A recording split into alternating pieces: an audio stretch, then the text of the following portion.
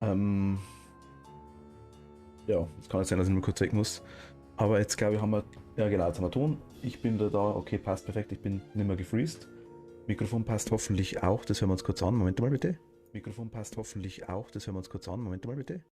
Jawohl, Mikrofon passt. Einmal frei. Haben wir Ackerkratzen drauf. Okay. Ich hoffe, es haut alles so weit hin. Kleinen Moment mal. Ich muss kurz Handy die. Ah, macht das was? Macht das? Macht's, glaube ich. Na komm, zeig mal die Vorschau bitte an. Was hat er denn jetzt wieder? Ich, weil ich Haus und Date geschalten habe, das kann natürlich sein. Bockt er ein bisschen rum, denke ich mal. Mag er wohl nicht.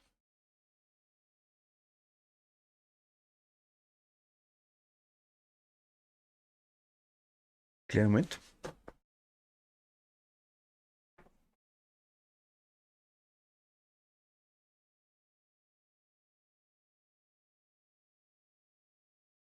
Doch, haben wir recht, da passt alles. Ja, tut mir leid. Ach Gott. Weil man testet alles am Anfang von der Aufnahme komplett nochmal durch, schaut alles an, rührt, ja, haut hin, haut nicht hin, stimmt die Stimme, passt, man schaltet ein, bam, alles ist weg. Ach, es ist teilweise so, naja. Okay, ich würde sagen, wir fangen einfach an. Ich weiß nicht, wie lange das wir bei Graveyard Keeper heute bleiben. Einfach nur aus dem Grund, weil ich mir nicht ganz sicher bin, wie lang, Moment, ich habe gerade weggeschaltet, wie lang das Spiel noch geht. Wir haben die ähm, das Flüchtlingslager aktuell und wir haben die Kaserne momentan. Die können wir aufwerten, will ich ja komplett machen. Will ja die Quests komplett machen. Hallo zusammen alle, nochmal. Wow, okay. Vielen Dank fürs Zuschauen. Wie gesagt, wir fangen einfach mal an.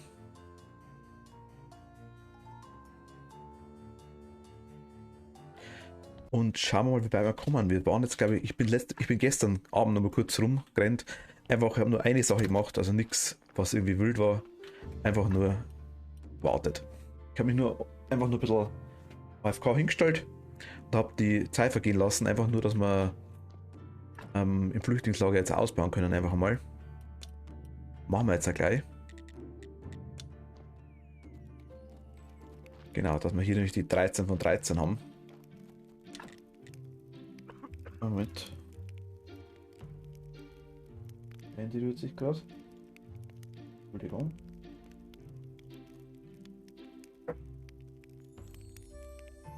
So.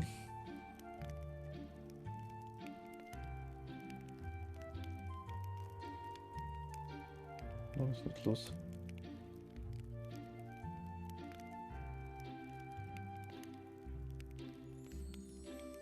Müsste passen, okay. Genau, die Pfeile wollen wir machen. Okay. Das. Okay. Hier kann man so nirgends hoch. Stimmt wohl eigentlich, gell? Wir haben noch Wasser dabei, okay, nehmen wir noch mit. Wenn es schon rumliegt. Aber das ist schon gut ausgebaut, muss ich ganz ehrlich sagen. Ach, hier sind auch überall Pfeile jetzt, okay. Alles klar, also wirklich nur noch ein Eingang. Und es gibt einen Lagerpunkt dazu. Okay. Ja, mag ich. Was ist das? Du, da ist er. Die Pfeile sehen furchterregend aus. Perfekt, unsere Feinde werden es sich zweimal überlegen, bevor sie uns angreifen. Ich hatte mit unseren Leuten geredet, die meisten von ihnen sind bereit, uns mit Waffen und Gewalt zu verteidigen. Haben andere sich geweigert? Alea hat versucht, die Leute davon zu überzeugen, dass mein Plan hinderlich und gefährlich sei. Seiner Meinung nach fliehen wir entweder oder wir sterben. Dieser verdammte Feigling, ich hatte ihn schon vor langer Zeit verbannen sollen. Er ruiniert die Moral und unterwandert meine Autorität. Entschuldigung. Aber genug davon, was wir brauchen, ein Schwertständer voller Schwerter kannst du einen herstellen. Das kann ich aber Meister erledigt. Dann beeil dich bitte, ich muss mich wieder meiner Forschung zu wenden. Ja, ja. Ich bin zu faul, die Schwerter selbst zu zerstellen. Vielleicht sollte ich sie cool abkaufen.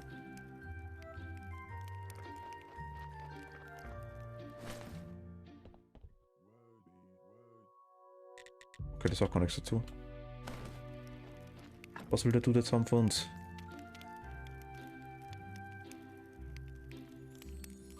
Ständer voller Schwerter. Schwertständer haben wir noch nicht einmal gebaut. Was ist ein Ständer voller Schwerter?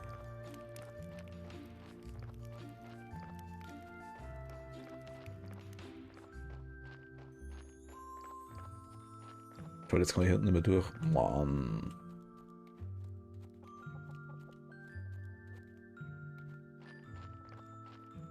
Was ist ein Ständer voller Schwerter, bitte?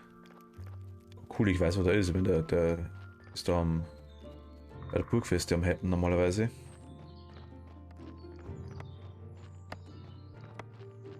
Aber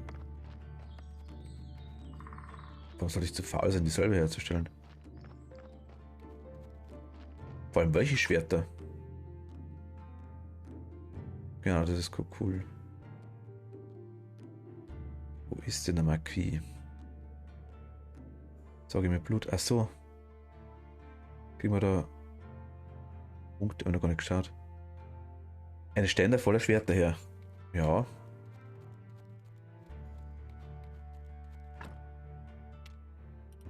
Benutzen zu Hause. Ständer voller Schwerter. Weil zu faul, weißt. Aber was hinmachen, ein Schwert. Was ist ein Ständer? Wir brauchen eine Hanfseile, die haben wir zu Genüge. Sind es 5?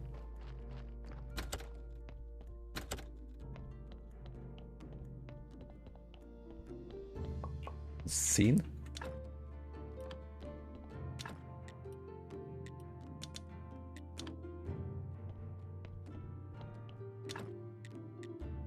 Wir haben den Ding da extra gemacht, genau den da. Dann mal 6 Stück.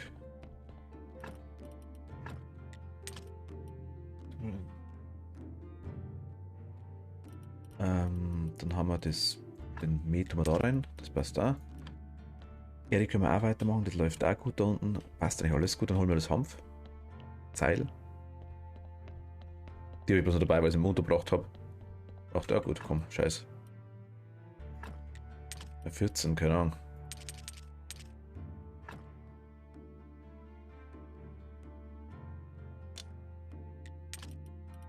$20, I guess. Vielleicht. Also 10 Schwerter. Das ist schon ein bisschen viel eigentlich, oder? Einerseits sind schon ein paar Leute.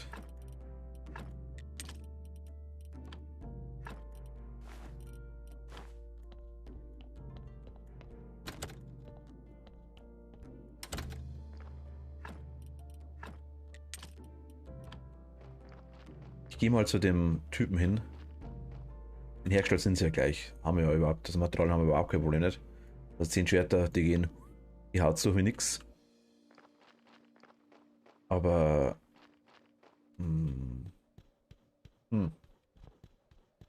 Weiß es auch nicht genau. Ihr habt wirklich was tun, ernsthaft? Na los mit euch.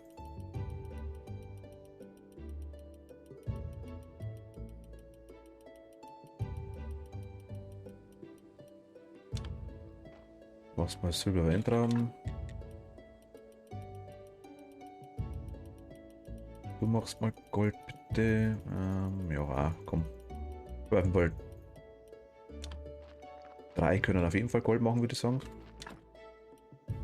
Wir haben ganz gut zusammen, was es angeht. Hätte ich gesagt. Da. Und Moment mal, haben wir da 1000. Ach, jawohl, dann haben wir da unten, machen wir Hopfen, maybe? Ja, komm, macht einer Silber. Dann macht Gold. Die Vibra kommt eh nicht nach, das bei uns eh das ganze lagert wird, wahrscheinlich mit dem Zeug. Macht Gold. Rose haben wir eine ganze Ladung noch auf Reserve, wenn es wirklich wäre. Also die tun die Samen quasi, wir brauchen zwar die 12 Stück, aber die tut immer wieder Nach jedem Vorgang kriegen wir wieder welche raus und tun das wieder rein ins Lager. Also hier quasi in die Box. Hier könnten wir noch 2 Zombie-Farmen machen. Könnten. Ich meine, wir wollen würden. Ich mag mal eine noch machen vielleicht. Ein bisschen Platz will ich selber noch haben, für wenn wir was anbauen müssen. Könnte man natürlich theoretisch unten bei uns auch machen, indem wir noch Stecken reinstecken einfach. Das können wir jederzeit umbauen, wenn es wirklich wäre. Weil das ist finster. Was brauchen die? Auch bloß Stecken, glaube ich, oder? So wie Weinberg. 5 Bretter und Bretter, 3 Scharniere, 10 Nägel. 5 Bretter, 3 Scharniere, 10 Nägel.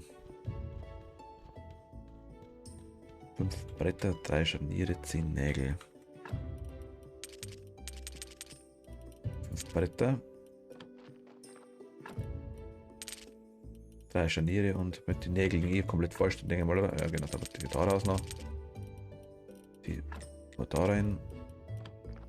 Und die Bretter nicht reinsortiert, das ist irgendwo wahrscheinlich wieder komplett falsch, oder? Denke ich mal. Nö, geht sogar noch. Ist sie ausgegangen? Ah, schau, ist sie ausgegangen. Alter, nee, also Kohle langsam. Wow. Ja, da haben wir auch schon. Guter Glut drin. Da kann man nachheizen. Okay, perfekt. Dann pumpen wir mal 5000 rein. Passt, okay, perfekt. Ein bisschen Kohle nehmen wir uns mit und heizen mal, würde ich sagen, unseren anderen Öfen ein bisschen nach. Weil wir mal 100 erreichen. Dann mal 20 raus. Ach, da geht auch wieder. Irgendwas geht da weg. Langsam.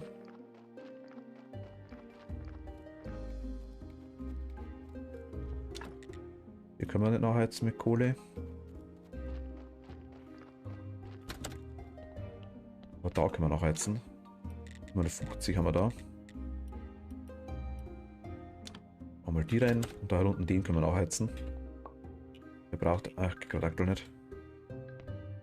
Ah, tun wir es da rein. Ein bisschen was auf Reserve hier unten. Das passt da ganz gut, würde ich sagen. Die machen, das passt auch mit da hinten, das ist fertig.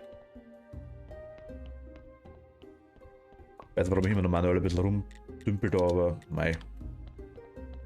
Why not?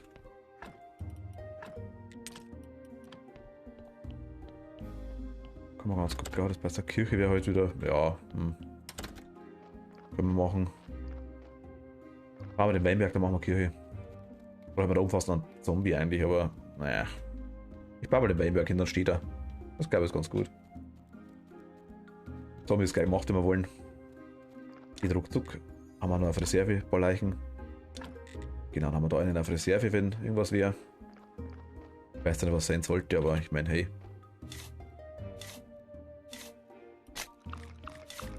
Jetzt haben wir den Kohl einmal gegessen.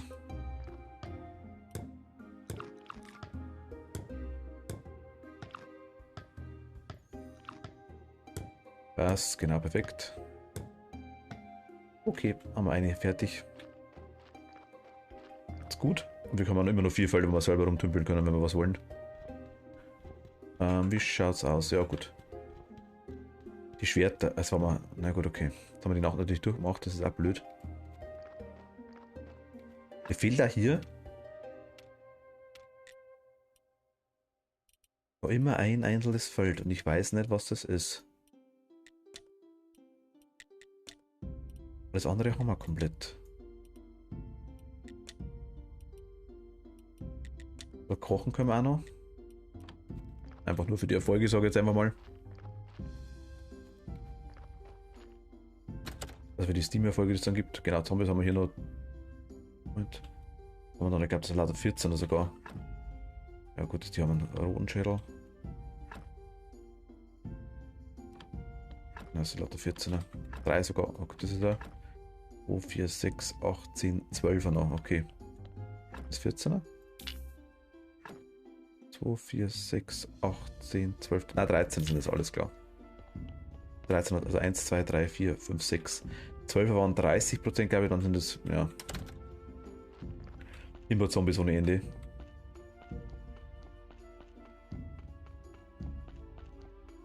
Genau, die Dinger habe ich angelegt gestern, glaube ich noch. Das habe ich auch, glaube ich, nicht im Stream, aber es waren nur die Felder angelegt. Mehr war es nicht, die Aufteilung. Sonst nichts dazukommen.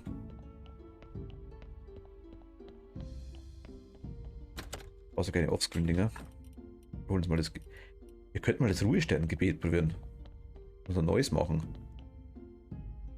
Wäre eine Option. Dann kommen bessere Leichen an, hätte ich gesagt, oder? Ja, ich glaube schon. Gebet, Kombo-Gebet. Eine berührende Geschichte über die Bedürfnisse der Kirche erzeugt zusätzliches Ding und Spenden. Mein. Da haben wir Goldbuch.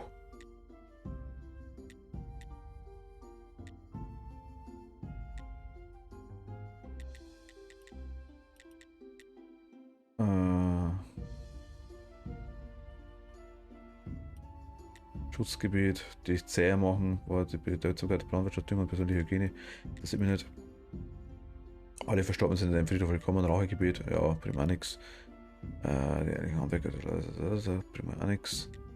Boah, die Worte der Inspiration ankurbeln, ja, was wäre das Ruhestättengebet? Hol mal das Kombo-Gebet, würde ich sagen, ha? Spenden garantiert. Ach komm, oder? Ja, eh. Testen wir mal das. War nochmal 46, kriegt er, ich glaube, 21 Gold.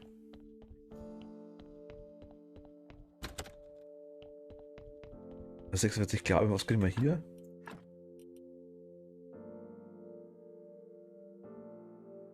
Warte, ich hole mal das andere noch kurz mit. Jetzt, ja, weg ab. Ne, machen wir nicht. Machen wir gleich. So, jetzt schauen wir einfach so. Würde ich sagen.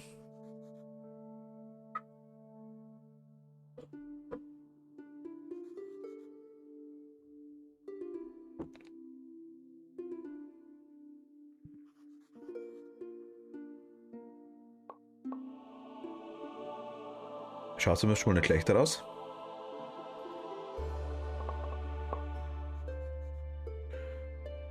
Wenn nicht sogar besser. 21 oder 23, ich weiß nicht mehr. Ui, da geben die Kohle. Wow, okay. 46, gut, zumindest nicht weniger.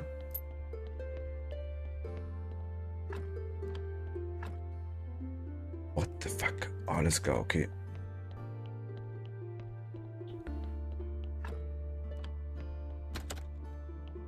Jo, das ist ein Ei. Da haben alle 46, das ist das neue Gebiet to go. Passt perfekt. Combo. Entschuldigung. Combo-Gebiet. Alter, einmal das passt ja. Wir porten uns mal zur Burgfeste. Schau, wann der Kokul auftaucht. Der müsste da irgendwo links sein. Ah, da ist eh schon.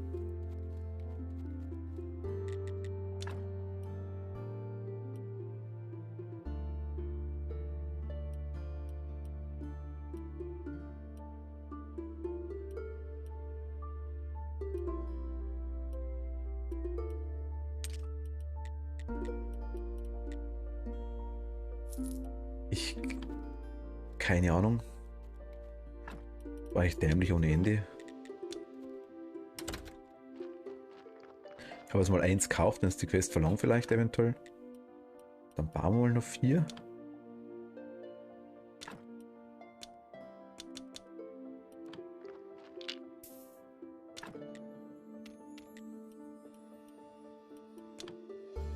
Also 5 genug sind, wo ich irgendwo einen Waffenständer bauen kann. Ich habe keine Ahnung. Ach, das werde ich umsehen. Alles klar, ich weiß schon, wo ich hin muss. Wo liegt das rein?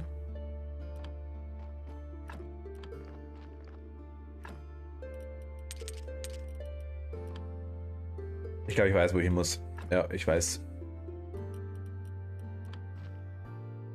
Und zwar haben wir doch immer den Arbeitstisch. Da werden wir es sehen, garantiert. Bin mir ziemlich sicher. Da kommt das letzte noch perfekt. Machen wir mal 5.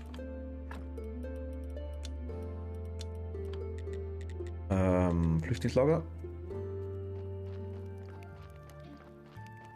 Da. Ah, okay, brauchen wir sogar 5 Stallfelder. Alles klar. Und 4 Balken. Okay, perfekt.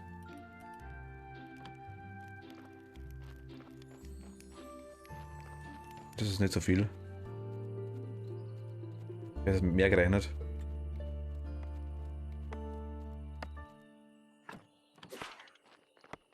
Ah, vielleicht Maske weg. Braucht jetzt nicht.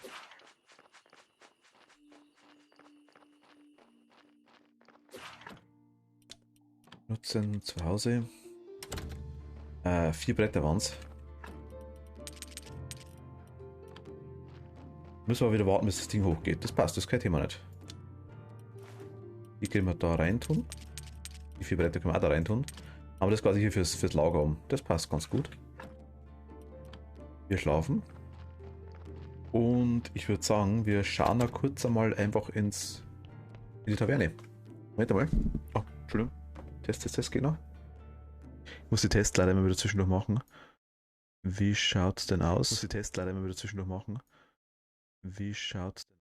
Okay, passt. Tut mir leid, wie gesagt, aber ich bin ein bisschen paranoid, was den Ton aktuell angeht.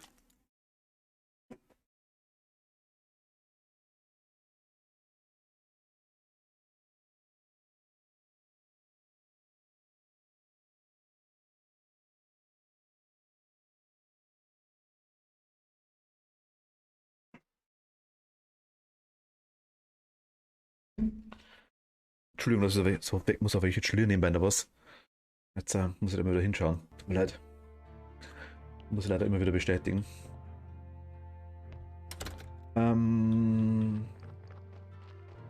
Ja. Ich würde sagen, ja, wir gehen zum Schädel. Wir gehen der Schädel. Unsere Taverne, mega nice, was haben wir einnahmen? Alter, 2,75 ernsthaft, wir können gar nicht so viel Geld ausgeben. Da wäre natürlich fast, wir können aktuell nicht aufwerten, das geht auch nicht. Ich hoffe, wir können es noch einmal aufwerten. Das wäre schon cool.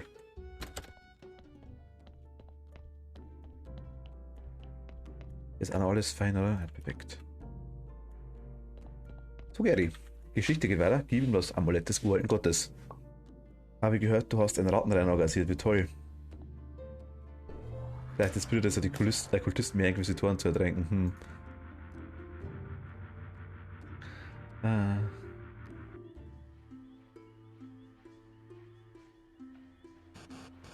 Rückblende. Ruhepriesterin, bitte seid nicht sauer, aber das Dorf wurde zerstört, die eine Hälfte von uns wurde gefangen genommen, die andere Hälfte wurde umgebracht.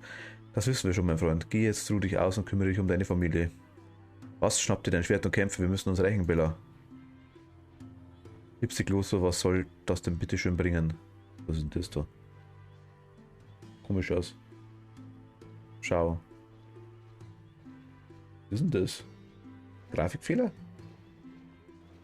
Papa ist schwer verletzt, bitte irgendjemand Hilfe. Ach, der Roderick und der Digus. Roderick, was für eine schöne Überraschung. Bevor ich dir die Augen auskratze und die Zunge abschneide, erklär mir, warum hast du das getan? Wegen Kette, ich liebe sie, aber die uralte Gott hat verboten.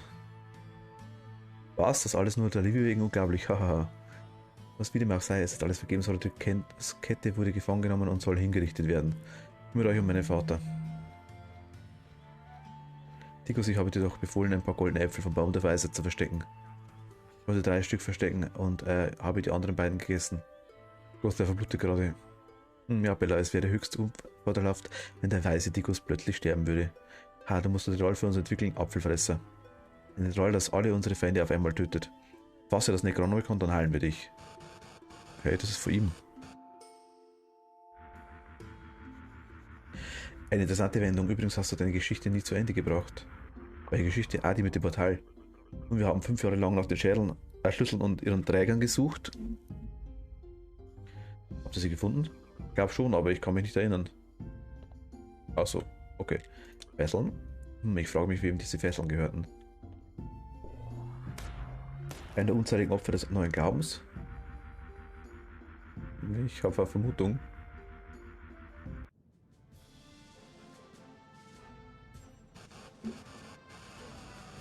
Ach, da unten, nice. Du hast die Wachen in den oberen Stockwerken getötet, oder? Beeindruckend.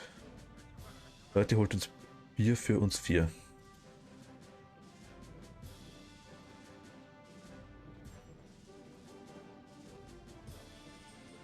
Du wirst die Beine abschneiden müssen, Gretzwold, sonst werde ich weiter marschieren. Du verstehst nicht, glaubst du etwa, Jove und Lucius wüssten nicht, wer Digus gerettet hat? Wenn du jetzt noch Kette das, dann erklären sie sich zum Verräter und Ketzer. Mein Bruder, setzen wir uns bei einem Bier zusammen und reden wir darüber, wie in alten Zeiten. Es wird nie wieder sein in alten Zeiten, Gritzwold. Deswegen mögen sie den nicht so gern.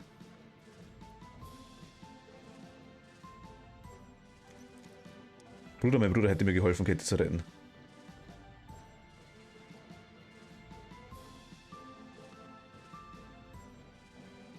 Ja, geht aber ziemlich gemächlich.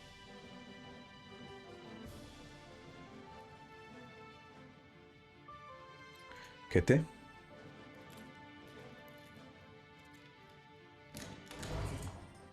Da ist ja.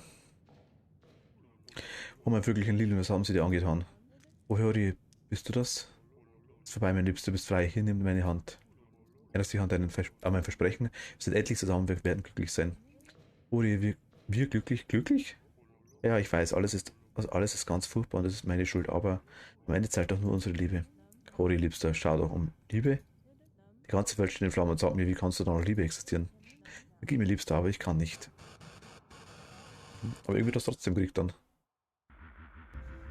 Dreieck, aber das ergab Sinn. Konntest du dich an etwas Neues erinnern? Oh ja, der Wärter wollte vom Portal nach Hause gebracht werden. Und dann bumm. Heiliger sagt, der Wärter ist tot und die anderen sind alle tot. Vielleicht hat der Wärter seinen Wunsch nicht genau formuliert oder etwas anderes passiert. Danach hat mich der Mann mit dem roten Auge gefunden und mitgenommen. Ja, weiß ich nicht. Der Mann mit dem roten Auge? Unglaublich, okay, weiter zum nächsten Artefakt. Eine uralte Spitzhacke und sie gehört cool.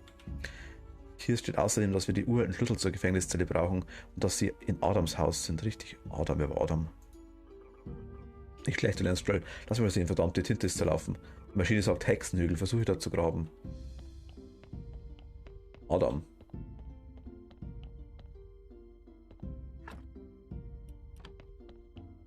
Wer war Adam? Alter, geht doch ziemlich schnell da hoch, das passt. Moment, nö, erst das Amulett, dann die Fesseln. Hey, ach Gott, ernsthaft? Wie man das erkannte. Ach, Adam war der Töpfer, oder? Ich glaube, Adam war der Töpfer. Ligus.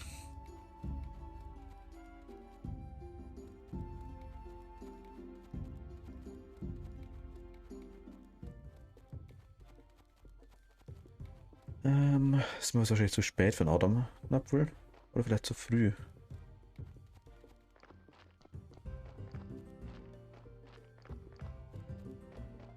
Ist noch nicht. Haben wir aktuell nichts Neues? Spannend, da ist er.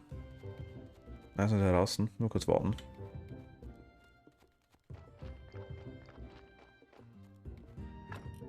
Oder schon Adam? Ich glaube, das war der Töpfer, dachte ich mir. Wie ist er denn?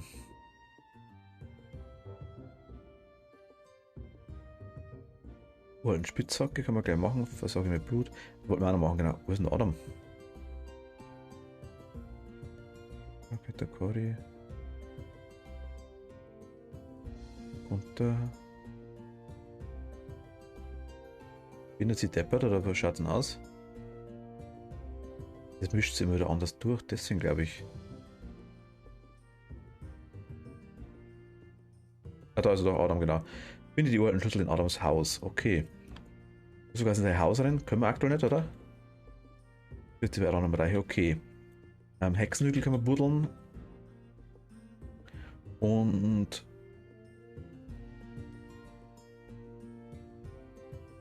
Cool können wir fragen. Ja. Noch ein Plan.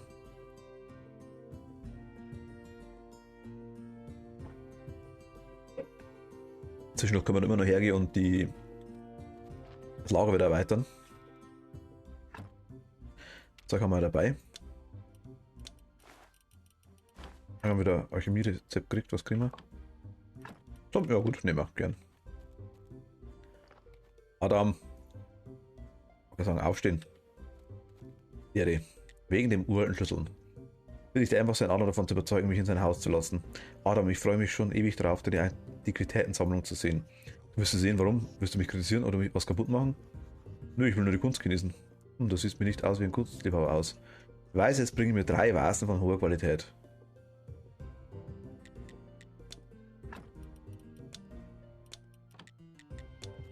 Soft.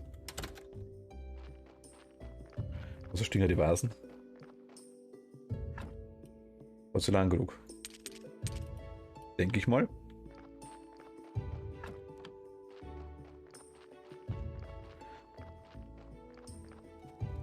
Dann gehen wir gerne bei einem Hexenwickel hoch, würde ich sagen, oder? Rüttelt man da ein bisschen? Haben wir ein bisschen Zeit. Müsste eh markiert sein, denke ich mal. Wenn wir da graben können. Hoffe ich mal. Leute, ernsthaft. Ciao. Langsam mache ich mir Sorgen, wie viele Hinterhalte mir noch übergehen. Ja, Gott, Hinterhalte. Fast lächerlich, was die schicken. Das wäre Burger-Ding, das können wir, da können wir auch noch Gold verdienen. Alter, ernsthaft.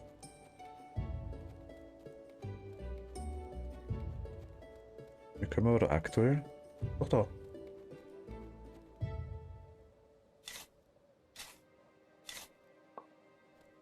Tonkrug voller Teer. Das ist ein Artefakt. Genau.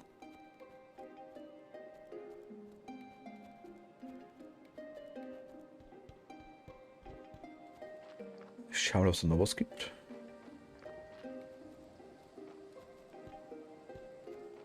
Denke mal fast nicht, oder?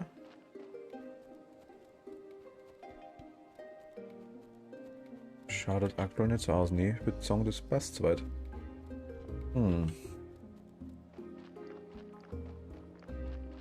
Nö, das sind unsere Zombies.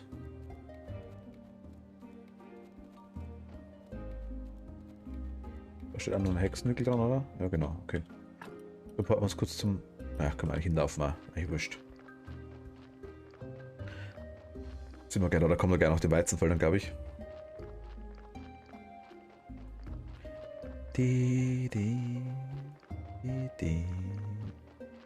Da ist eh schon genau.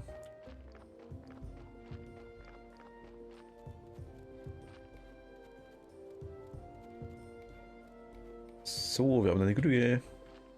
Wie schaut's denn aus mit dir? Adam schaute diese Vasen an, wahre Meisterstücke. 5 Vasen. Das sind keine Vasen, das sind schiefe Glaskrüge. Glaubst du etwa, dass ich ein idiotischer Säufer bin, dem du diesen Müll andrehen kannst? Niemals. Okay, reden die zu auf, was für Vasen möchtest du denn haben? Wunderschöne, seltene und teure Vasen. Was diese Vasen hier angeht, ich kaufe sie dir nur ab, um sie zu zerbrechen. Hier, nimm 5. Kann immer zum Händler gehen und mir neue Vase kaufen. Kaufe dem Händler 3 seltene Vasen ab. Okay. Kommt eh morgen, das passt ganz gut. Oh, Goldnugget, warum das ja?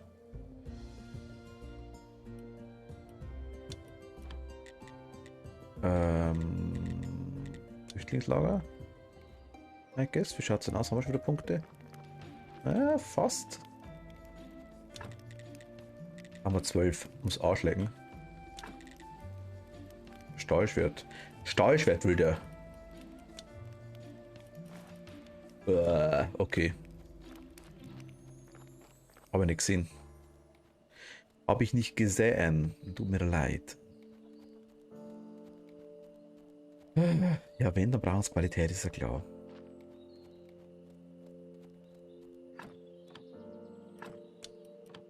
Zu Hause. Okay, dann nehmen wir mal die da rein. Ja, das.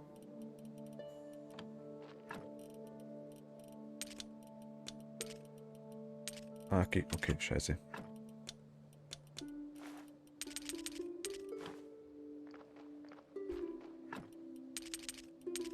Leg's mal da rein. Ich weiß nicht, ich hoffe, die machen aus denen. Natürlich nicht. Traurig.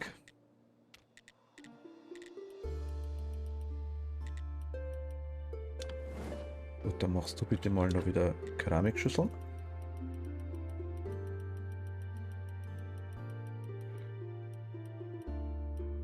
Weil man immer Keramikschüsseln braucht für Stahlschwerter oder für die Dinger, weiß kein Mensch. Dann machen wir da 4. Gut, haben wir aber Schwerter übrig. Mein Gott. Können wir die verkaufen?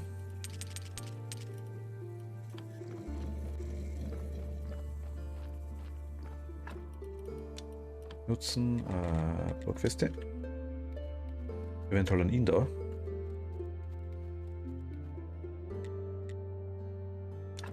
Nö.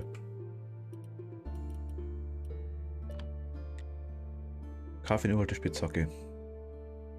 Was willst du? Du vergraulst mit den Kunden. Sieht so aus, als wäre ich gerade dein einziger Kunde. Kauf was und verschwinde. Ich brauche eine uralte Spitzhacke. Wirklich, das ist eine seltene Spitzhacke, ich habe gehört. Sie gehört einst dem ersten König. Willst du sie wirklich? Dann hilf mir mit meinem Buckel. Die Ärzte konnten mir nicht helfen, frage eine Hexe, ich will aussehen wie alle anderen auch. Kauf jetzt einfach eins.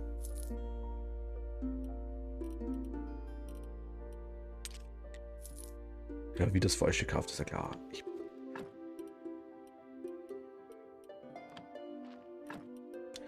Okay, müssen wir zur Kloster, zu Hause. Die können wir also quasi nicht verkaufen.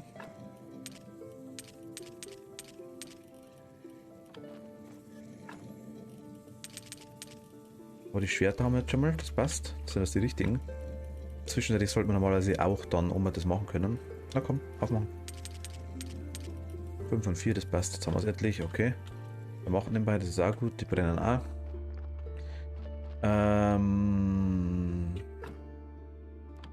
Händler kommt morgen. Ich schaue, vielleicht erwischen wir die Kloster noch. Eventuell. Saft nehmen wir trotzdem noch weg.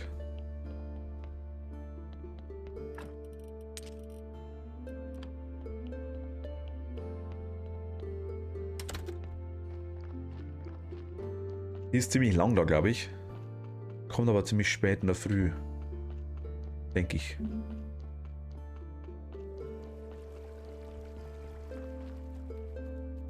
Da haben wir die Fesseln ausgegraben. Irgendwo da, glaube ich. Da oder da, weiß nicht mehr genau. Aber hat auch passt.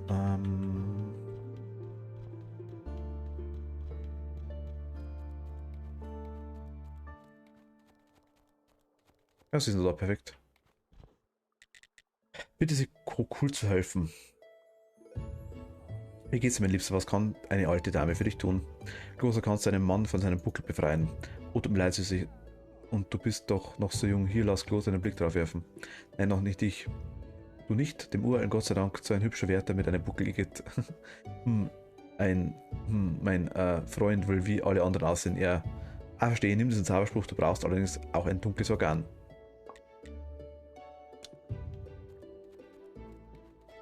Hammer. Wir haben ein dunkles Organ. Oh ja, nice. Schon fertig das Zeug, perfekt. Können wir da rein?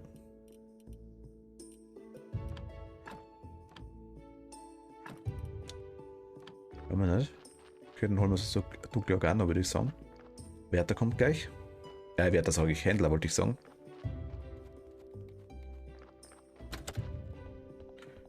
Das legen wir ab. Die machen noch schön, das passt. Aber da machen wir auch keinen Nachschub. Ich weiß nicht, was wir brauchen, aber hey, ich meine, was wir haben, haben wir. Dunkles Organ, was haben wir denn eigentlich da? Das Zeug immer aufheben. Wurscht was, Fans? Wenn wir es doppelt? Wir haben Herzen, okay. Herzen haben wir genug, würde ich sagen. Ja, passt, Herzen. Perfekt. Ich bohre mich gleich zu ihm, dann können wir gleich vielleicht heute noch machen. Feste, komm her. Oh cool, aber Dere. Zeig ihm großes Zauberspruch. Dann hat das so lange gedauert, sogar mit meinem lahmen Bein wäre ich schneller gewesen. Wenn du deine Buckel loswerden willst, dann sei still und hör zu. Ich habe eine magische Schriftrolle, aber wir brauchen auch ein dunkles Organ. Ein dunkles Organ, das ist einfach, such dir eins aus. Herz, Hirn oder Innerei. Herz. Warte bis morgen auf mich. Achso, der hat gesagt. Ich lass mal dabei.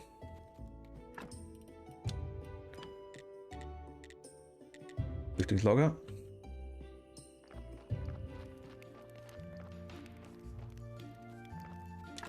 Da bauen wir den Schwertständer.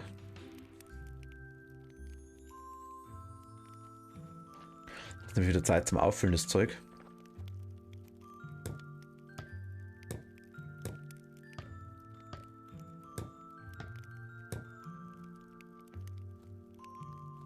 Nice.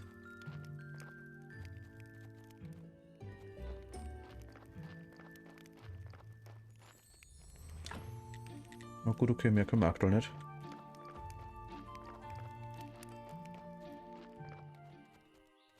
Dann würde ich sagen, schau zum Händler. Benutzen.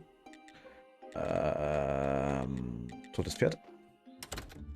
Die wollen nicht schon, dass man gut Geld ausgibt, muss man ganz ehrlich sagen. So ist es nicht. Hi, Frage nach den Vasen. Mein Freund, hast du teure Vasen? Oh, leider kommst du wenig so spät. Ich habe sie gerade verkauft. An wen? Diese komischen Karts, dem Imker. Ich bin sicher, dass du ihn schon einmal hier gesehen hast.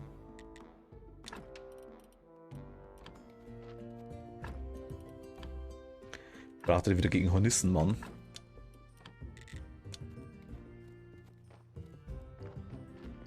Der Bienenmann und der Hornissenmann. Wo ist er denn, der Imker? Der muss da irgendwo sein. Da ist er, genau. Der ist ja gerade nicht da, ist ja klar. Nee. Ich schätze mal, der Grätzwald ist wahrscheinlich auch nicht mehr da. Der erste kommt schon wieder raus. Warte mal kurz auf den Imker. Hätte ich gesagt.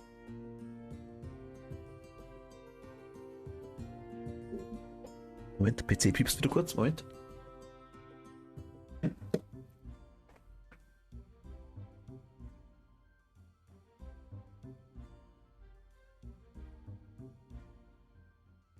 Bisschen lästig leider, aber muss immer wieder mal kurz was bestätigen. Ich hoffe, dass dann hinhaut danach. Okay, passt, perfekt. Imker, Bienenmann, wir brauchen dich. 2, 4, 6, was? Das hat auch noch eins. 1, 2, 3, 4, 5, 6, da ist er. Bienenman. Frage nach den Vasen. Ah, ich weiß, dass du mit Adam geredet hast. Er hat dich geschickt, um mich und meine Bienen umzubringen. Eigentlich brauche ich nur die Vasen, die du gekauft hast. Müssen sie Adam geben? Genau. Aha, deswegen habe ich sie auch gekauft. Ich wusste, dass Adam sie haben will. Adam ist nämlich der Hornissenmann und ich habe die Pläne meines Erzfans kreuzt. Er ist verrückt, aber ich brauche diese Vasen. Du hast recht, er ist der Hornissenmann. Und du hast recht, er ist der Hornissenmann. Das ist deine Chance, ihn zu besiegen. Was genau meinst du? Fülle die Vasen mit vergiftetem Honig. Adam wird davon kosten und sterben. Ein exzellenter Plan. Endlich werde ich mich rächen können, aber leider wurde mir ein super giftiges Bienengift von meinem anderen Freund Digo gestohlen. Ach Gott.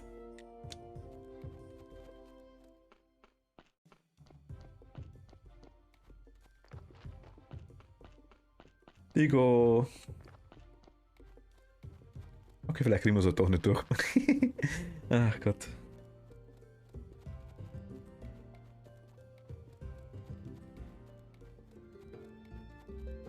Kuchen musst du mal versuchen. Ah, da, das wird das ein Kuchen ist, okay. Guck mal, werte Gäste, kostet diesen erlesenen Kuchen. Sieht lecker aus, was hast du da gemacht? Super giftiges Bienengift, zum Sterben süß. Perfekt, um deine Gäste für immer bei dir zu behalten. Wow, ist sehr verlockend, aber nimm eine Bissen oder ich beiß dich. Das ist meine Party, ich bin der Gastgeber. Brauche einen neuen Plan und zwar sofort. Wenn es eine Party ist, dann lass uns ein paar Spiele spielen, bevor wir den Kuchen essen. Spiele, wie schön, ich bin die Sphinx und du bist der Narr. Hör dir mein Rätsel an. Es wächst im Frühling, es fällt im Herbst. Blätter. Temperatur. Ah, furchtbar, was ist nochmal? Blätter. Kuchen? Ja, Kuchen mit Bienengift. Was? Hurra! Hast du den Kuchen gewonnen? Cool, ich teile ihn mit dem Imker und komme dann zurück, um weiterzuspielen. Okay, aber sei vorsichtig mit diesem Kerl. Ich glaube, der tickt nicht mehr ganz richtig.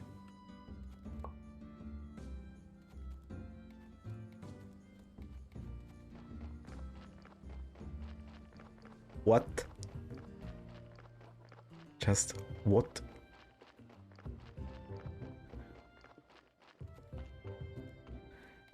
Ach, Spiel. Du machst mich fertig. Gib mir das Gift. Ja gut, so. Nimm das Gift von dem Kuchen, mische es mit Honig und schmier es in die Vasen. Warte kurz, meine Rauche wird süß sein, Hornissenmann. Fertig, nimm die Vasen und geh schnell zu Adam. Du bist minimal dämlich, okay?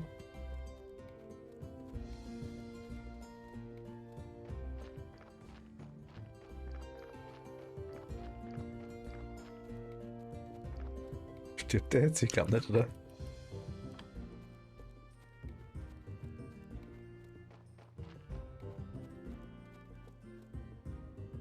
Hier sind seine Vasen. Ja. Sie sind voller Honig, frag nicht warum. Aber wenn ich du wäre, würde ich ihn wegwerfen. Sieht nicht ganz so frisch aus. Pfui, Honig erinnert mich an diese wunderschöne Frau, die Konditorin, die mir einen Korb gegeben hat. So wie alle anderen. Die Vasen, die war es echt nett. Willkommen in meiner bescheidenen Hütte.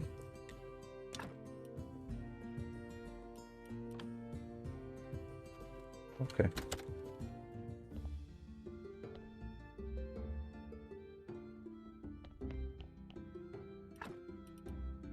Uralte Gefängnisschlüssel.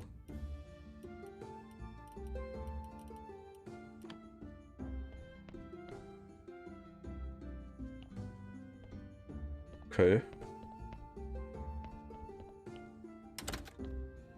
Wow. Die waren ganz toll. Mhm. Gut. Haben wir die Gefängnisschlüssel haben wir.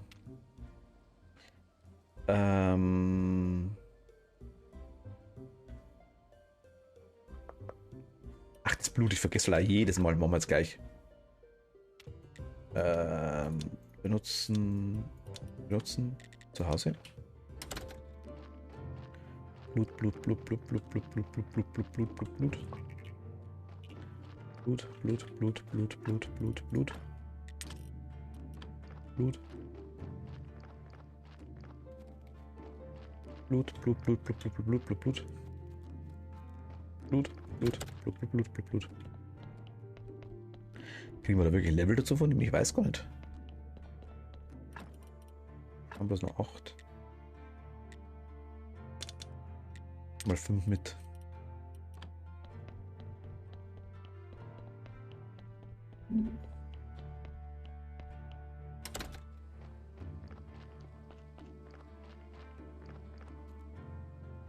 Ah, niesen.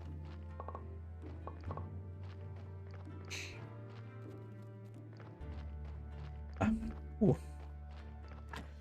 Gut, machen wir auch die Komposthaufen mal durch.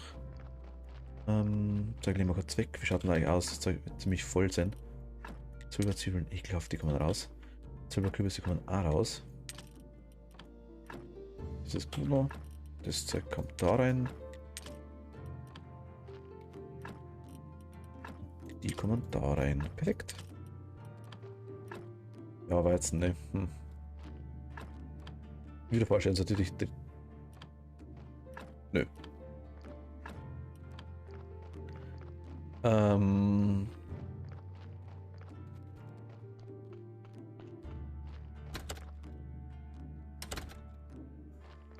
Ich denke mal, oder?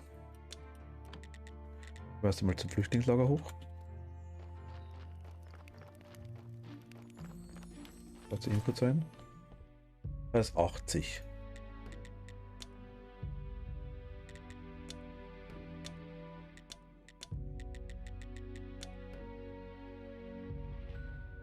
Das ist nicht recht viel mehr tatsächlich. Ja, Versuch was wird. Die gehen jetzt alle pennen, oder? Füllt sich aber langsam wieder auf, das passt auch.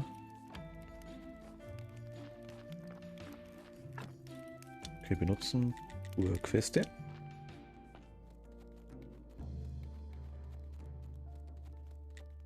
Wegen der dunklen Organ.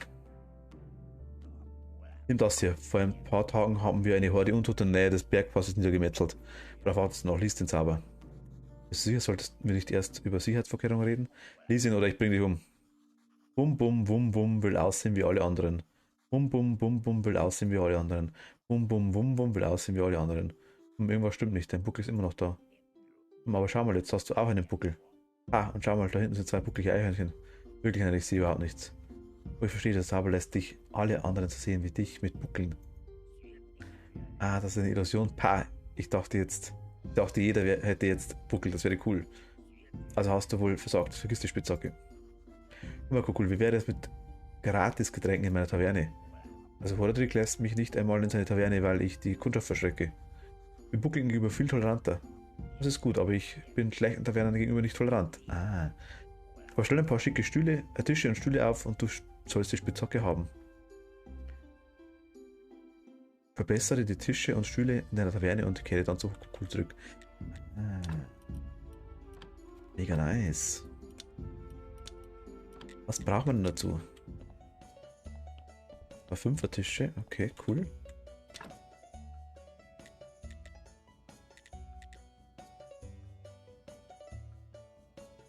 Wow. Okay. 1, 2, 3, 4. So, 8 Seide. 4 brauchen wir. 4 Balken, 8 Bretter, 2 Seide.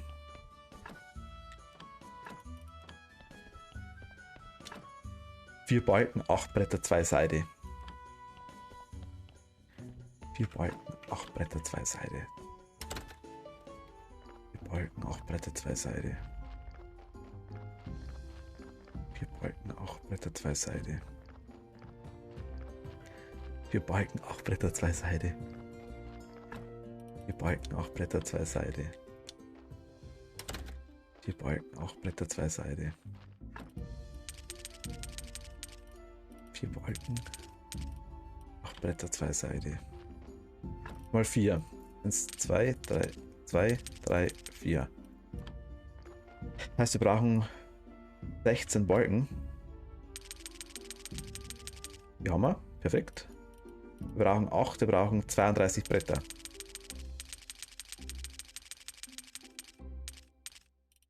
Haben wir auch auf Halde, perfekt. Ja, würde sagen.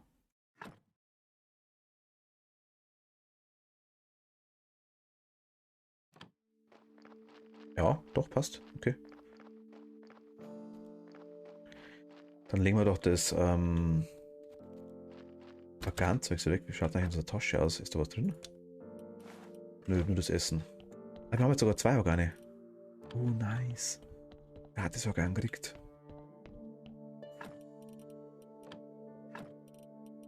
Okay, machen wir die dunklen raus. Das hilft nix.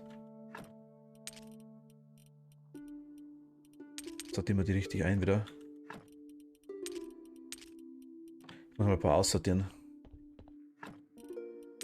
Machen wir da rein, die dunklen derweil einmal. Haben sie aktuell Platz. Können wir noch ein Regal hinstellen, oder? Leichenregal. Warte, wo am besten? Da? Oder da? Da ist so Schrecke. Was denn das? 8 Bretter, 6 Nägel, 2 Balken. 8 Bretter, 6 Nägel, 2 Balken.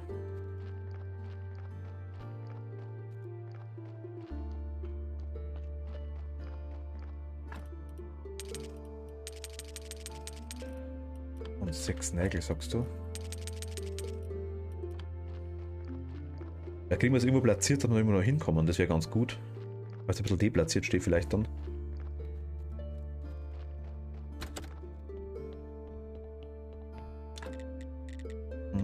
Gleich mal ein Regal.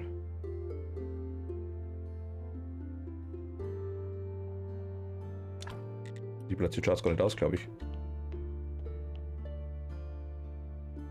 Mag da nicht durch.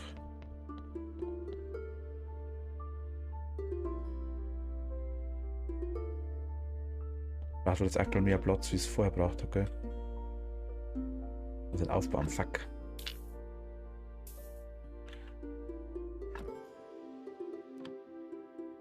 Nein, verbockt.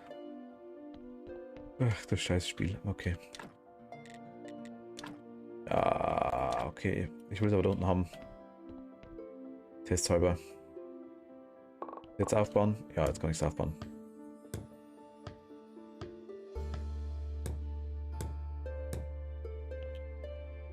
Kommt da wirklich nicht mehr durch, oder? Okay, nö, nein, das ist scheiße. Das bringt uns nichts. Das ist zu breit. Scheiße.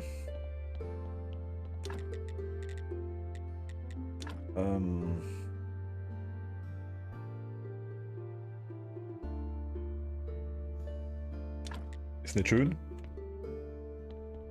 Aber wir kommen noch vorbei. kommen dann alle Regale hin.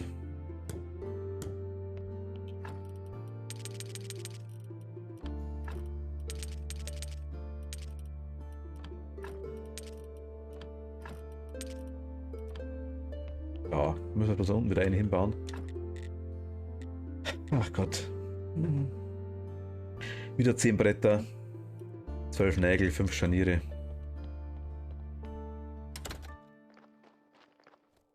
Ich nehme jetzt einfach Scheiß mit ohne Ende, ist mir wurscht.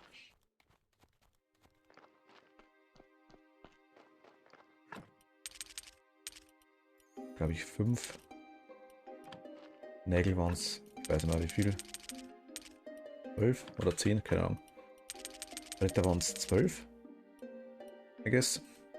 Balken haben wir 16 braucht, 32 und 8 das passt auch noch.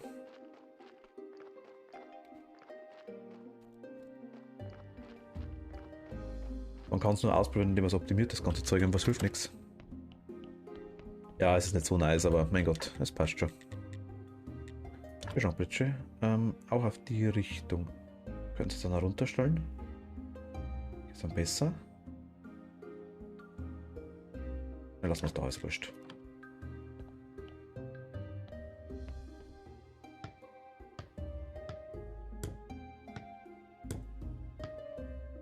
Ja, da kommen wir durch. Perfekt, das passt. Kommen wir auch noch durch. Optimal. So soll es sein. Haben wir die Dinger können wir weglegen? War was drin? Nö.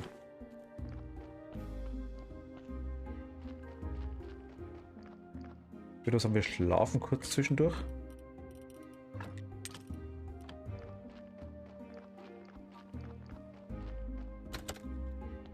Hätte ich jetzt gesagt.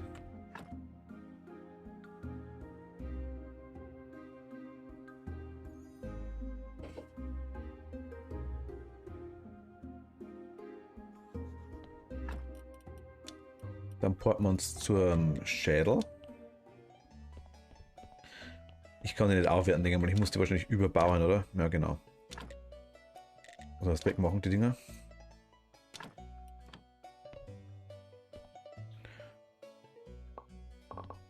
War noch gut Zeug. Blub, weg damit. Nur mal kurz einen Tisch abbauen, hilft nichts. Kriegt's gern neuen.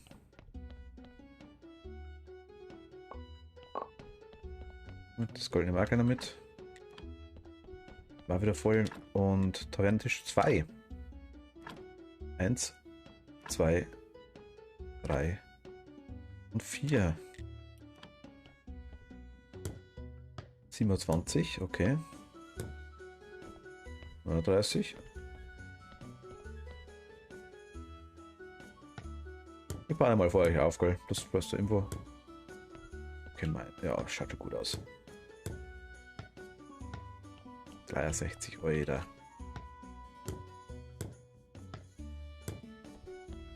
Und was 70 ist halt schon. Geht noch mehr? Bin mir ziemlich sicher. Es geht noch mehr.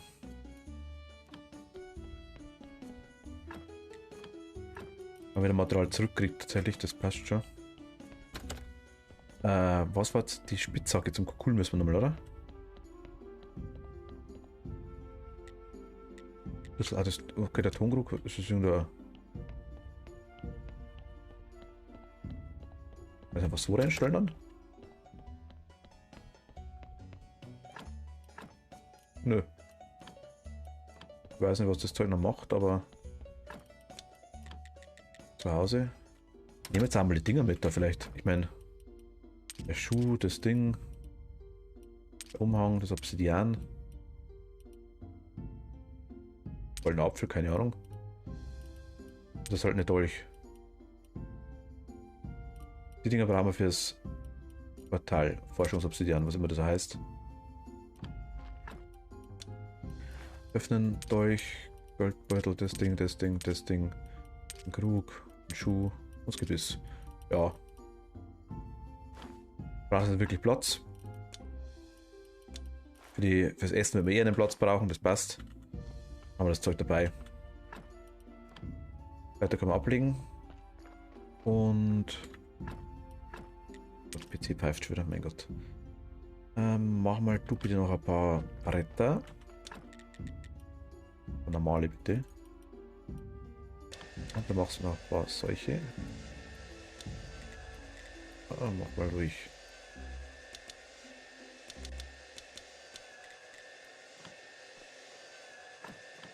Händler haben wir durch, glaube ich.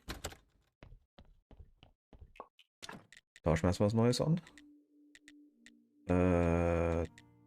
Den da nämlich.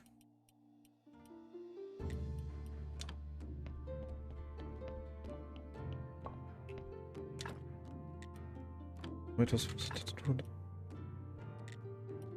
Das soll eine goldene machen. Vielleicht ein bisschen viel. Fertigen. Brauchen wir da Met. Da hinten ist auch langweilig. Was ist da los, Leute? Was ist Goldbier?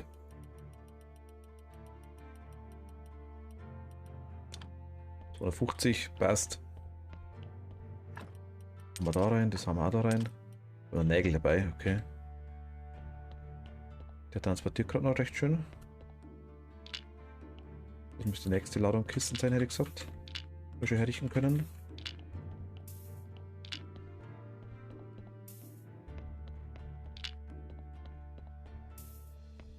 Normalerweise.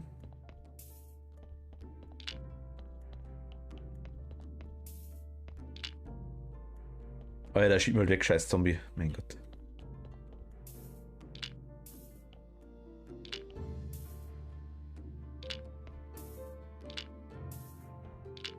Was hat er dabei? Das Silberkiste da dabei, können wir die noch da hin?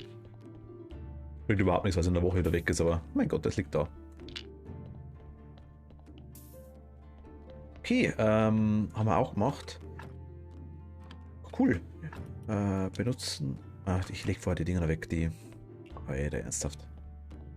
Das Zeug da mal nachglitscht. Nägel.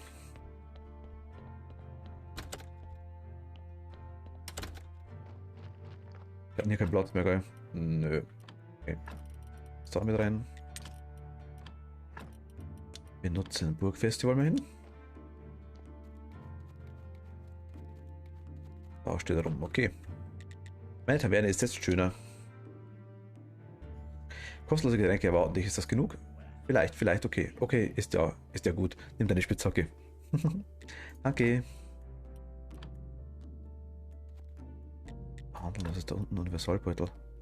Ach, den kann ich bei ihm verkaufen, einfach nur. Okay. Benutzen, redender Schädel. Kann ich da oben irgendwelche Artefakte rein, wie das Vampirgebiss und das Zeug? Hat das da Platz drin? Nö. Er schiebt mich wieder auf Zeiten. Ist ab. War das wieder? Ernsthaft? Wieder 50 Gold. Dann machen wir mal hier weiter, würde ich sagen. Ja, zum nächsten zwei, genau, perfekt. Gib mir die alte Spitzhacke. Hast du eine Ahnung, was alles erdulden musste, um die Spitzhacke zu bekommen? Keine Ahnung. Ich bin so müde, so unglaublich müde.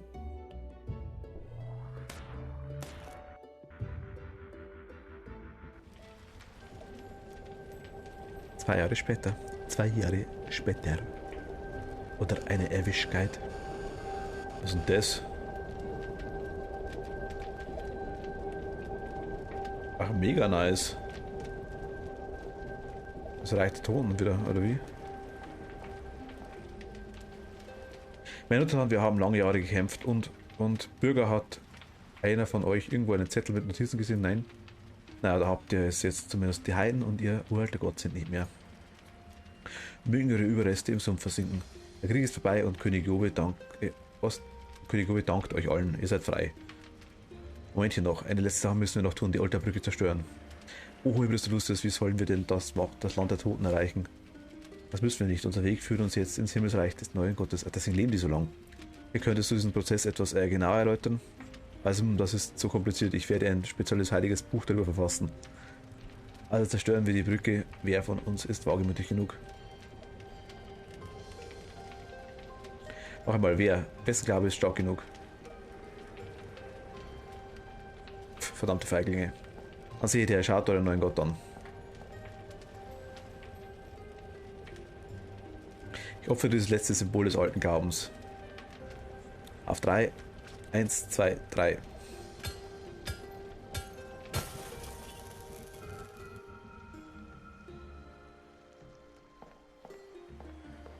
Deswegen ist die Brücke kaputt. Die Leiche bleibt liegen. Leiche Chan. Wieso? Ah, das war ein Fehler, ein Riesenfehler. Warum sagst du das? Oh, schauen wir uns noch einmal an. Über diese Typen Jove und Lucius sind cool. Aus dem Nichts sind sie zu König und Hohepriester geworden. Okay, gib mir die alten Schlüssel. Du riechst nach Honig. Hast du dich gut ausgeruht? Geht so, ich hatte beinahe Digos vergifteten Kuchen gegessen. Oh, er ist bekloppt, achte einfach nicht darin. Bin gespannt.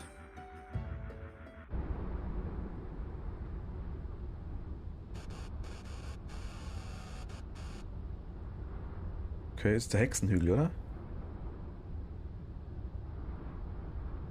Oder? Das reicht, das reicht. Autsch, das ist zu weh. Mach's nochmal. Was? Gute Neuigkeiten, Horadrick.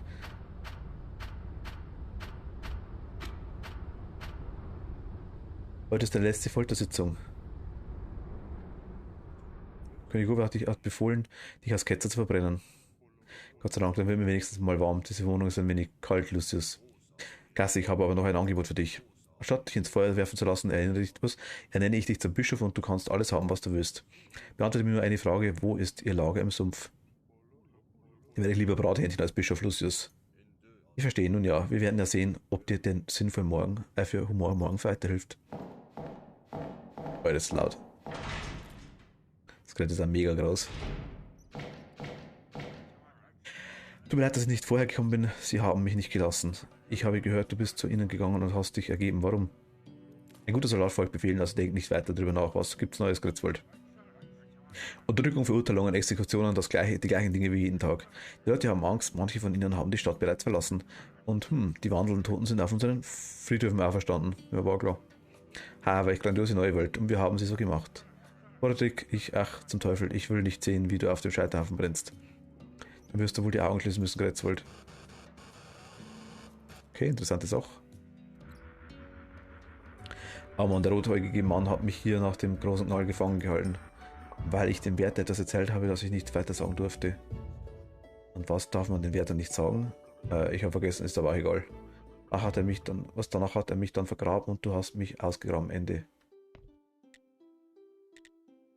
Hammer. Okay, haben wir alles.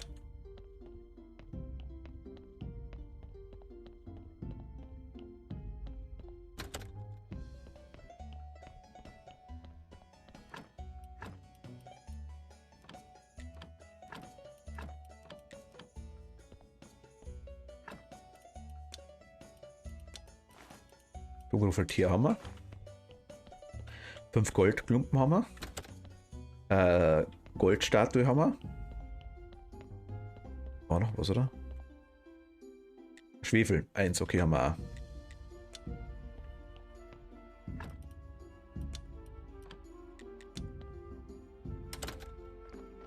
Goldstatue, glaube ich, haben wir da hinten. Ja, da war die da. Eine Goldstatue. 1, 2, 3, 4, 5 Gold. Ja, und ein Schwefel brauchen wir. Haben wir einen Schwefel da hinten vielleicht eventuell? Verdammt, na, müssen wir runter.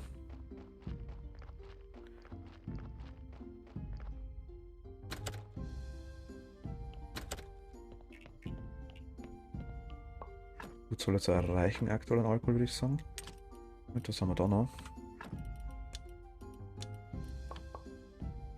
Ja, bringen wir auch gleich vorbei, müssen wir in die Richtung.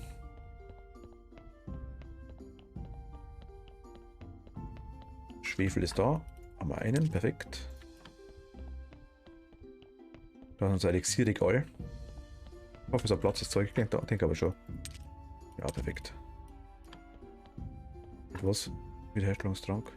5 dunkle Elixier, Alter. Okay, wir haben gut hergerichtet. Okay. Keine Schimmer, was mit dem Zeug ist, den können wir verkaufen, okay. Weiß jetzt auch, der heute da? Nein, morgen erst. Gehen wir das Flüchtlingslager hoch. Was ist unser Ding sagt zu unserem Schwertständer? Da schon wieder was sehen. Wo ist ein alter Saftler? Da ist er.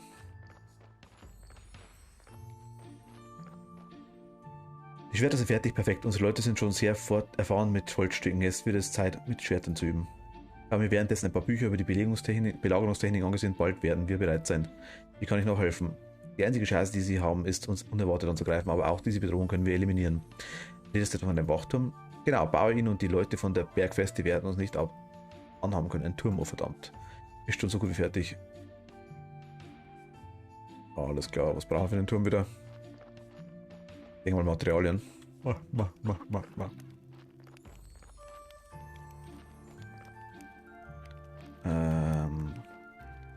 2, 4, 6, 8, 9 haben wir schon mal. Ich brauche 13. 12 Balken und 18 Bretter, nicht mehr? Okay. 12 Balken und 18 Bretter.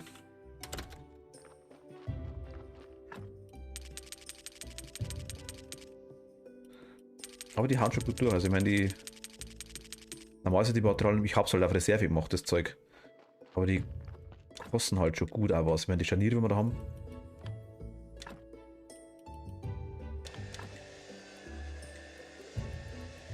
Darf ich vergessen, dass wir eigentlich fast unendlich Holz, also dass wir eigentlich unendlich Holz haben zwischenzeitlich. Ja, aber den auch, das stört mich ein bisschen. Mal schauen, ob das da auch noch weggeht. Okay.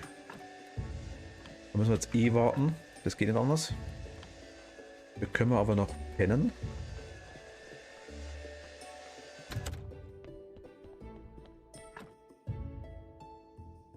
Und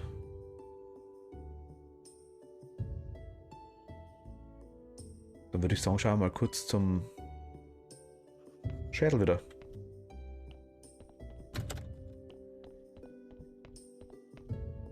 Jo. Ja, die. Vorher holen wir uns noch das Gold ab. Das haben wir noch 50,6, okay. Dürfte gleich wieder mindestens ein Gold sein. Ja, 1,30, alles klar. Nur noch 2 Ladungen zu verkaufen. Mega nice, okay.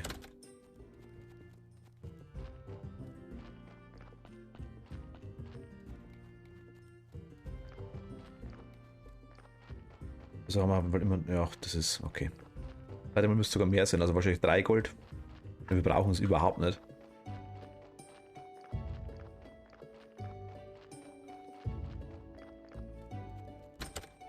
Kann ich da eigentlich noch was verbessern? Die Tische schauen schon cool aus langsam. Ja, langsam gefällt mir.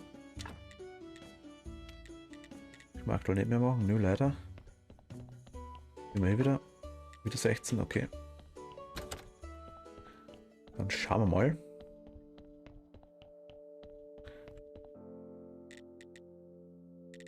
Keinen Moment. Bin gleich wieder da.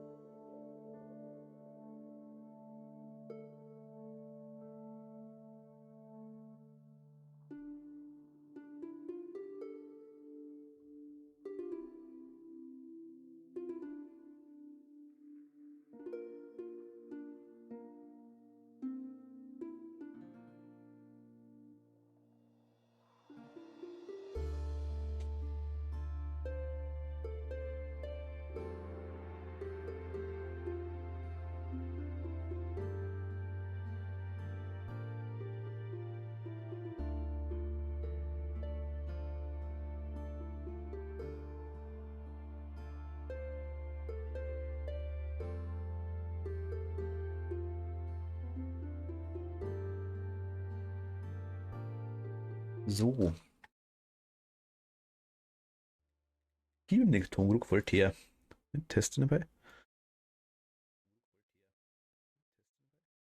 Hallo, Test, Test, Test. Test, Test, Test.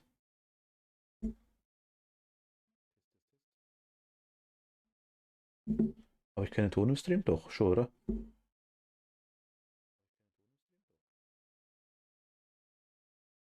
Hallo? Was passt das gerade? Bin ich jetzt. Moment mal bitte kurz. Kurz soll ein eigenes Stream aufmachen. Oder laut machen. 1, 2, 3. Na gut, okay, das hört sich gut an. Okay. Muss passen. Ist es da? Also irgendwie glaube ich.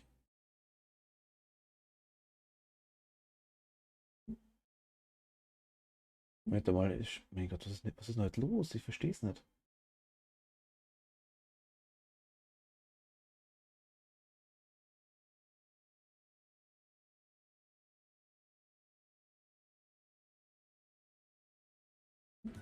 Jetzt. Tut mir leid, wie gesagt. Ich König Obi fabriziert hiermit, dass irgendjemand behauptet, diese seien erschienen, als wir die uralte Brücke zerstört haben. Zombies. Oh wow. Befehle euch zu glauben, dass sie der Zorn des neuen Gottes sind, weil die Heiden noch immer leben. Verbrennt sie, verbrennt sie. Verräter sei so gut und zeige Reue, bevor du stirbst. Nun ja, ich verdiene den Tod, ich bin ein Verräter. In dem uralten Gott könnte ich nicht bei meiner Liebsten sein. Dann habe ich noch geholfen, den Meister aus dem Portal zu beschwören. Ketzerei, der Meister kommt aus dem Himmel zu uns, er hört unsere Gebete. Es wird mir zu lang, weil ich verbrennen will und gehen wir nach Hause. Orti Horadric hat recht, der Meister erschien im Portal, ich habe ihn selbst gesehen. Ketzold, hör auf, wie kannst du das wagen? Außerdem verachtet der Meister der Legion, wie kann er da ein Gott sein? Ketzerei, Verrat, Wachen, fast Ketzold. Lucius, du siehst so komisch aus, wenn du wütend bist.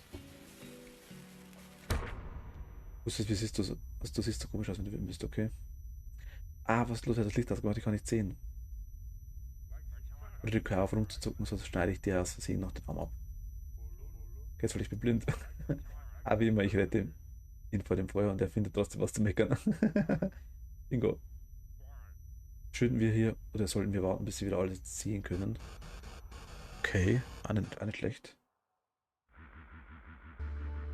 Ich habe übrigens aus der Geschichte von König Jove gehört, Jove dem Ersten. Den habe ich nicht. Und hör zu, er herrschte eine lange Zeit, unglaublich lang. Er hat seinen ungeduldigen Nachfolger Papi einen Kopf kürzer gemacht. Aber er hatte unglaublich Schiss vor der Wiederauferstehung seines Vaters. Er hatte angeordnet, den Kopf seines Vaters getrennt von seinem Körper zu beerdigen. Haha. Interessante Geschichte, was sagt die Maschine? Da steht Ring der Priesterin und er gehört der Frau des Bauern. Aber sie ist tot, richtig? Ich werde mit dem Bauern reden, sonst noch was? Ah ja, das Siegel des Priesters, der alte Digo hat es.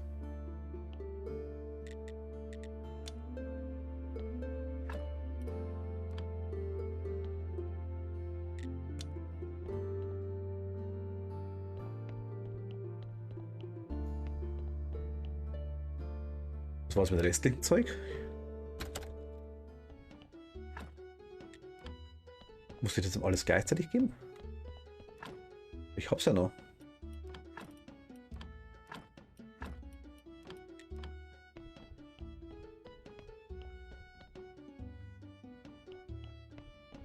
Verstehe ich gar nicht. Digo ist okay. Und Bauer, sagt er. Bauern, glaube ich, erwischen wir noch.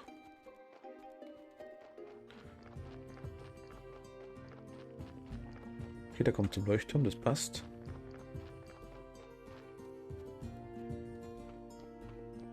Bauern müssen wir normalerweise noch erwischen, glaube ich.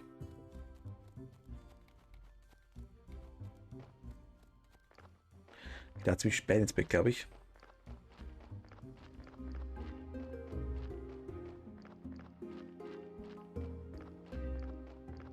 Nö, schon drin, wir können rein zu ihm. Wir können rein zu ihm jetzt. Ach, okay, doch nicht. Jardin, okay. Ja, dann weiß ich jetzt auch nicht. Ja, keine Ahnung.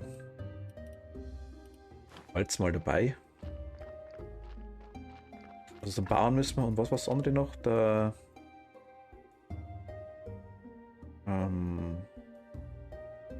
Wachturm ist klar. Was das immer da ist, verstehe ich nicht. Das habe ich schon lange gemacht. In Gretzwald geht aktuell auch nichts weiter. Priester, genau. Ach, Digo und Priester. Ah, okay. Alles klar. Dann schauen wir kurz zum Lager hoch.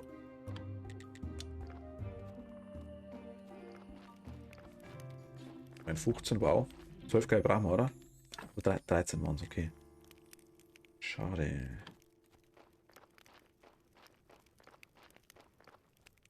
Jardin.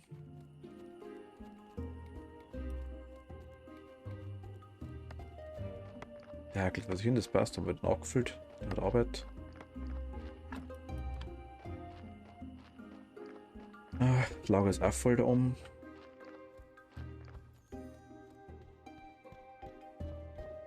Gut, dass wir die zwei DLCs haben, weil auf eines die ganze Zeit warten wäre schlecht gewesen. Die parallel machen kann, das ist echt nice. Durchglitscht, perfekt. Ja, das weiß ich auch nicht. Wir haben jetzt die. Was ist Mama wollte doch auch haben.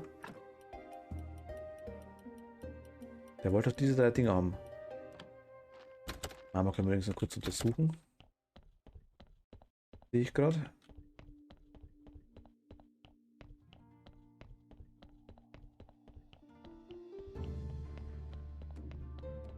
Mama.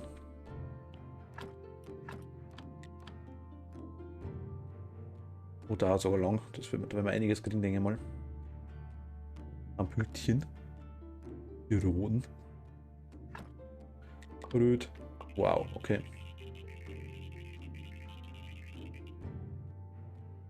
Das waren gerade 200 Punkte, oder? 100 auf jeden Fall.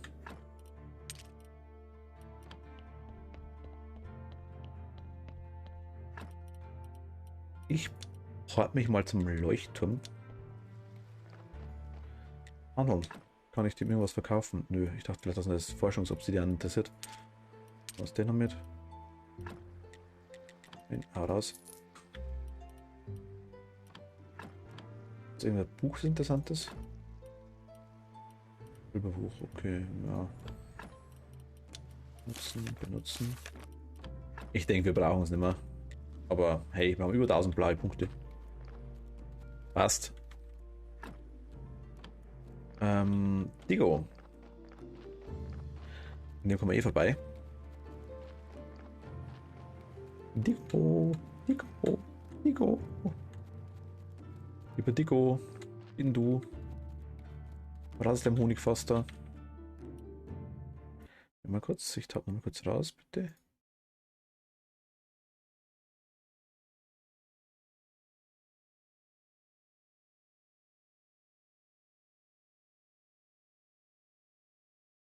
Okay, Entschuldigung, bin wir da. Moment. Jawohl, Digo.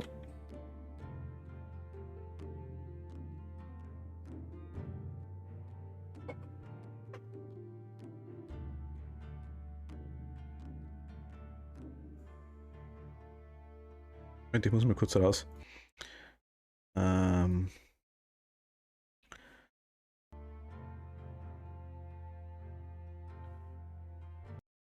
War so leid, es tut mir echt so leid. Jetzt, Entschuldigung.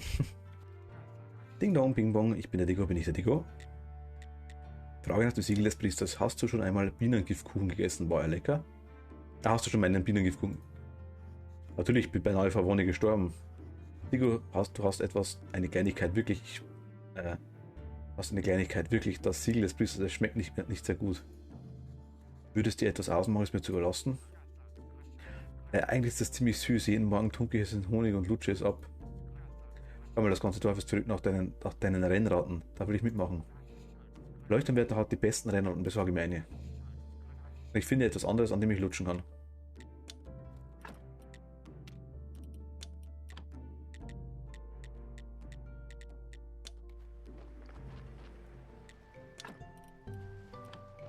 Ach, Leuchtturmwärter war's, gell?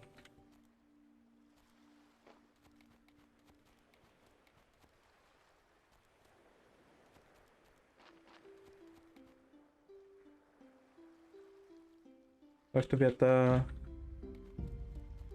Ach, die wollen den Leuchtturm reparieren. Schaut aber irgendwie nicht so aus.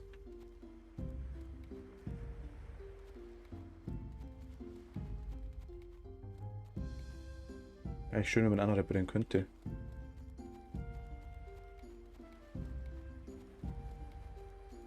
Dem ist auch nur langweilig, glaube ich. Na komm, wo bleibst du denn? Liebe Leuchtturmwärter. Leuchtturmwärter, Chan, komm doch raus und spiel mit uns. Lalalalalalala. Ja, auf das wieder. Okay. Brauche noch eine Rate für Digo. Schon wieder, was auch immer du denkst, ich bin unschuldig. Heute bin ich sogar das Opfer. Es passiert kein Fisch. Der Typ aus der Stadt ist mit seiner Flöte an Leuchtturm vorbeigelaufen. Als er weiterzog, sind alle meine trainierten Ratten mit ihm gegangen. Verdammt, ich wollte mir wirklich gerne eine Ratte ausleihen. Cool verkauft, Ratten, aber jetzt zahlt das niemand weiter.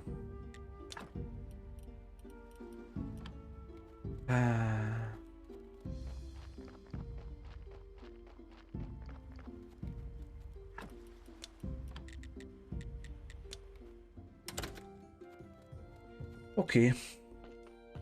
Müssen wir auf die Nacht warten. Dann gehen wir da als Bauern. Ich glaube, da kommt immer recht viel. Ja, weit gefehlt. Weit gefehlt. Da ist der Bauer. Wegen seiner Frau. Hey, ich mag es nicht, einen stinkenden Bart hier jeden Tag zu sehen. Nur eine kurze Frage und ich bin wieder weg. Frag schnell, die Arbeit macht sich nicht von allein. Wegen deiner Frau, weißt du. Geh dir eh nichts an, verzieh dich und bleib weg.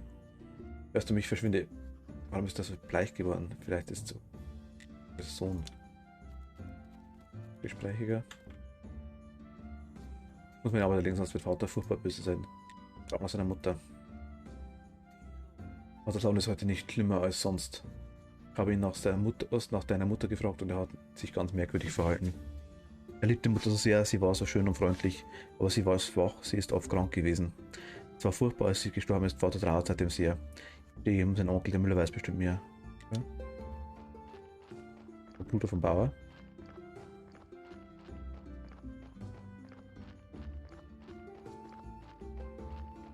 Wollen wir den schon mal machen.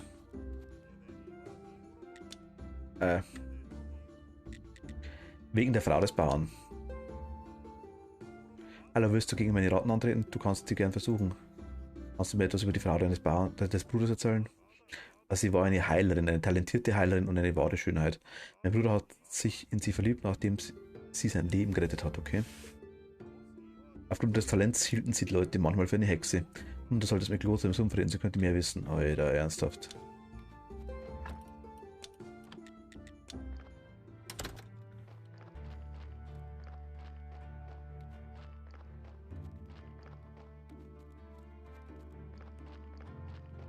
Ja, ein bisschen hin und her rennen ist ja schon, muss ich ehrlich sagen. Hui.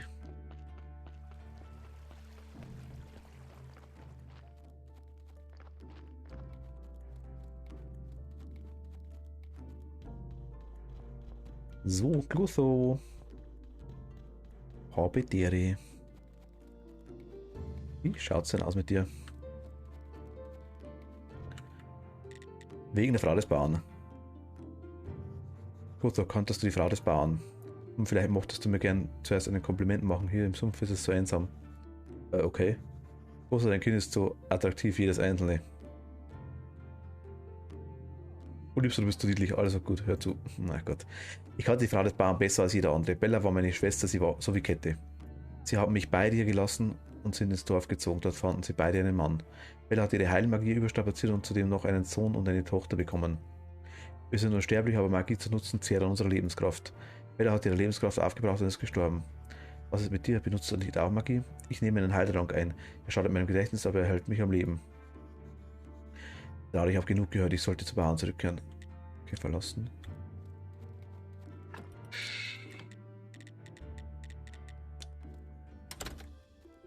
Schaffen wir es noch? Ja doch. Müssen wir schaffen.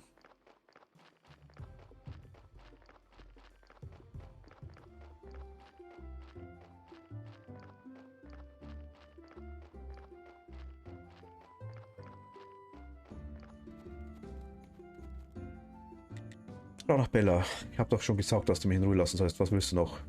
Ich wollte nur mein Beileid aussprechen. Deine Frau war eine großartige Frau, ihr Tod ist eine Tragödie. Weißt du, die Inquisitoren wollten sie sogar einmal als Hexe verbrennen.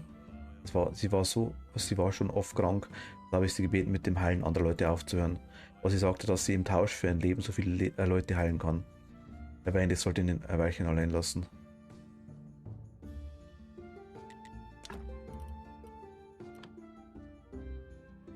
Ist das ein Weilchen? Es hat mit ihrer Magie die Tochter zur Welt gebracht, von der sie immer geträumt hat, und das hat sie umgebracht. Weiß, hör mal, ich brauche den Ring deiner Frau, verkaufst du ihn mir? Sie hat zwei identische Ringe. Einer ist in ihrem Grab draußen im Feld, der andere ist das einzige, was sie mir hinterlassen hat.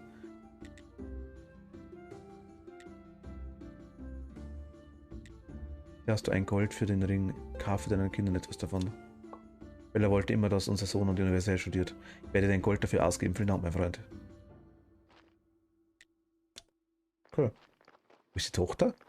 Ach, die haben wir in die Stadt geschickt mit ihm, genau. Die haben wir noch nicht gesehen. Kinderring haben wir. Gold ist ein Haufen Zeug. Für uns aktuell nicht mehr, aber... Okay, benutzen Burgfeste. Oh, cool, bist du schon da? Nee, noch nicht. Schau, vielleicht sehen wir, wie er rauskommt.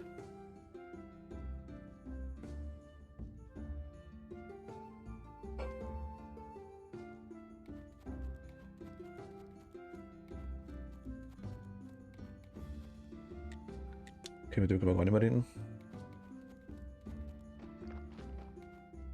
Decken uns mal.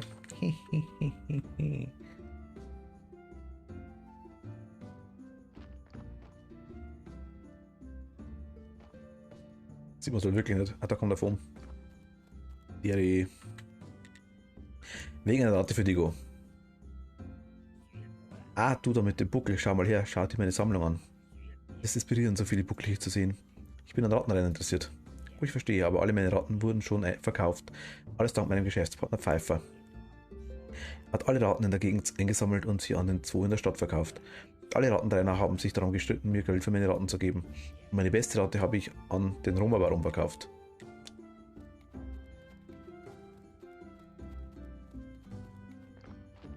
Backtracking zu allen Leuten. Wir sind ziemlich am Ende, glaube ich. Aber Deri. Nein, das ist eine Ratte. Entschuldige, kann ich mir deine Ratte ausleihen? Ich brauche sie für ein Rennen. Meine Ratte, ich habe sie nicht als Rennratte gekauft. Sieh sie dann, hast du jemals so weiße Äuglein und so ein so kluges kleines Gesicht gesehen? Diese Ratte ist der Auswählte, sie wird der Hüter unseres gesamten Wissens. Irgendwann werde ich sterben und sehe es als meine Pflicht, diese Ratte alles beizubringen, was ich weiß. Was?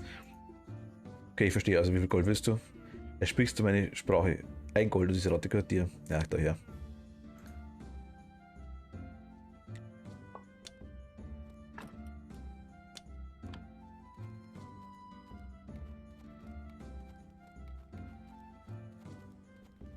Oh, haben wir gar nicht gesehen.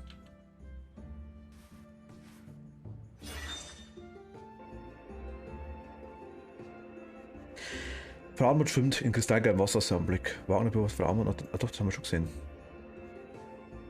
Das haben wir gesehen. War das nicht gespeichert oder kommen die wieder?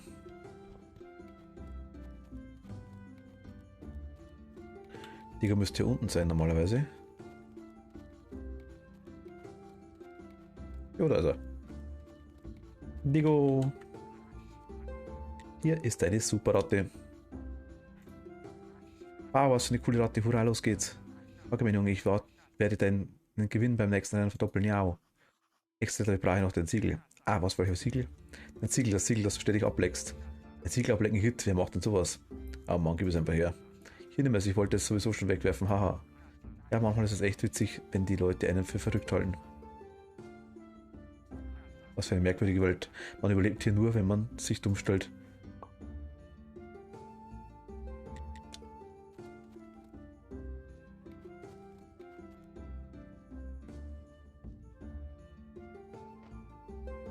Okay.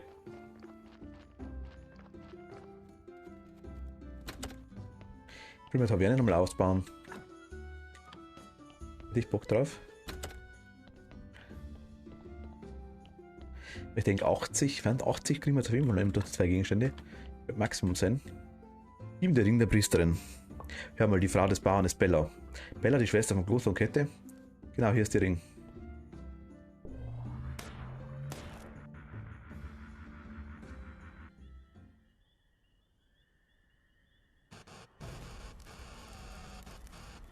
Kloster, meine Schwester, geh mir nach Hause, wir reden und du bekommst einen Kräutertee.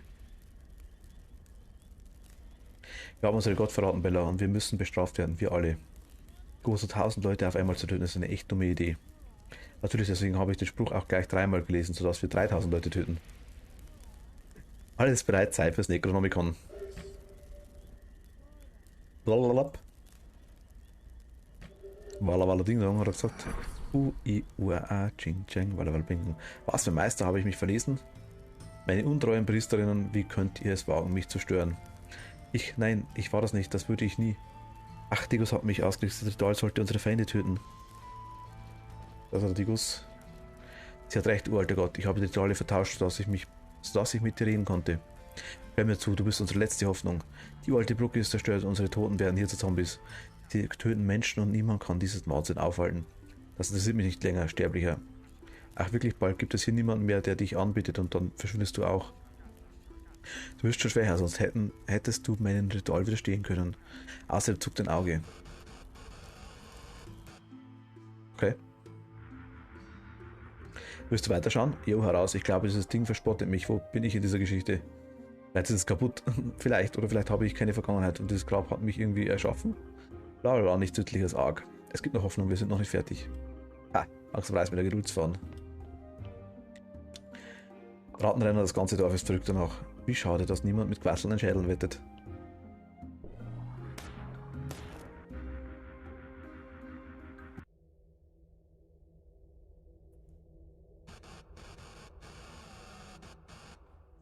Der Vertrag ist bereit, wenn du ihn unterzeichnest, wird diese Welt daran gebunden. Wenn der Vertrag verletzt wird, wird der uralte Fluch zurückkehren. Wir sind bereit. Dann beginnt, so wie wir es geprobt haben. Frieden statt Krieg, Gabe statt Ketzerei. Aber tut mir leid, er ist stumpf Freiheit statt Gefängnisse. Vergeben statt Rache, Hoffnung statt Verzweiflung und Schiffe der Toten statt wandelnde Tote. Der Friedhofswärter bürgt für diesen Vertrag. Alle Unterzeichner sind unsterblich, solange der Vertrag gültig ist. Und zuletzt alle Schuldigen werden bestraft. Ihre verlorenen Seelen werden für immer an ihre verwesenen Hüllen gebunden.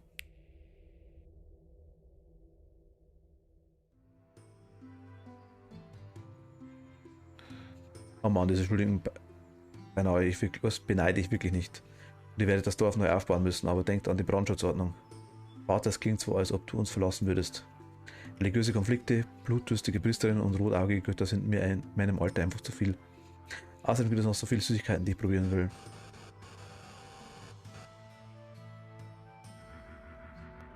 Diese verdammte rotäugige Bastard, ich wusste es.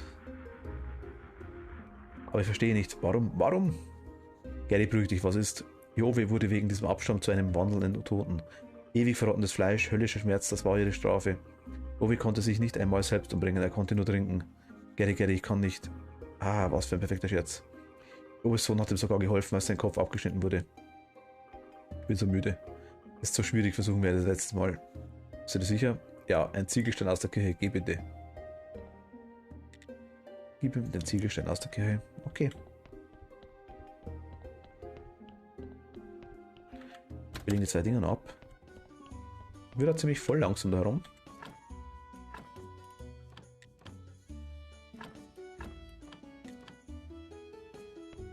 Epischer Schädel, okay. Ich denke, wir sind ziemlich bald durch mit dem DLC bei dem Zeug. Da gehen wir kurz das Flüchtlingslager hoch, würde ich sagen.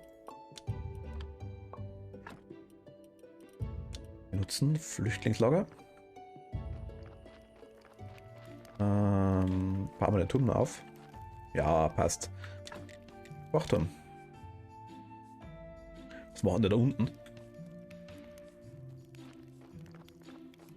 Na gut, ich frage nicht. Ich frage nicht, ich akzeptiere es. Wir klopfen drauf.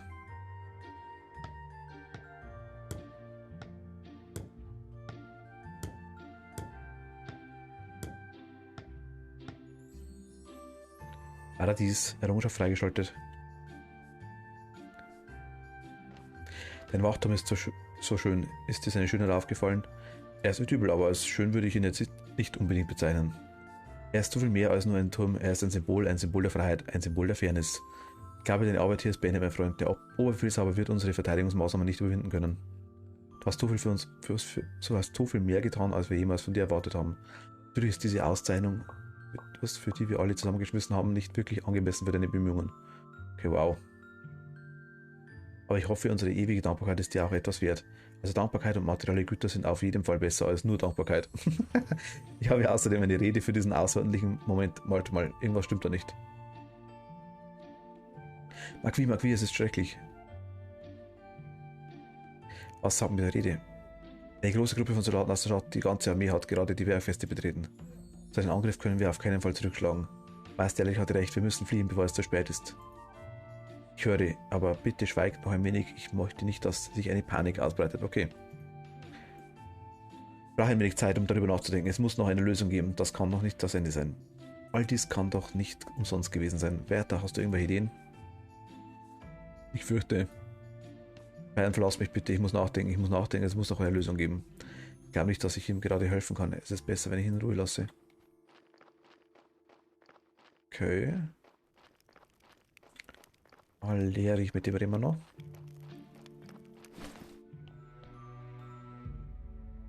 Ich kann auch nichts Neues. Was?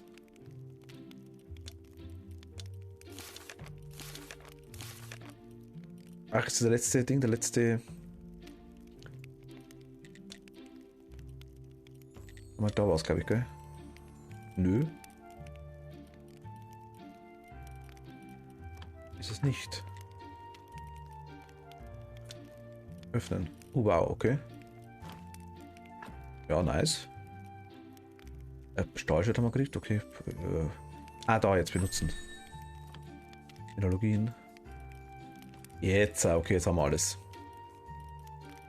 Okay, gut, dann holen wir uns den Ziegelständer. Können wir jetzt hier wirklich nichts mehr machen? Anscheinend aktuell nicht. Na, okay. Lassen wir das mal zweit. Dann holen wir uns einen Ziegelsteiner kurz, würde ich sagen.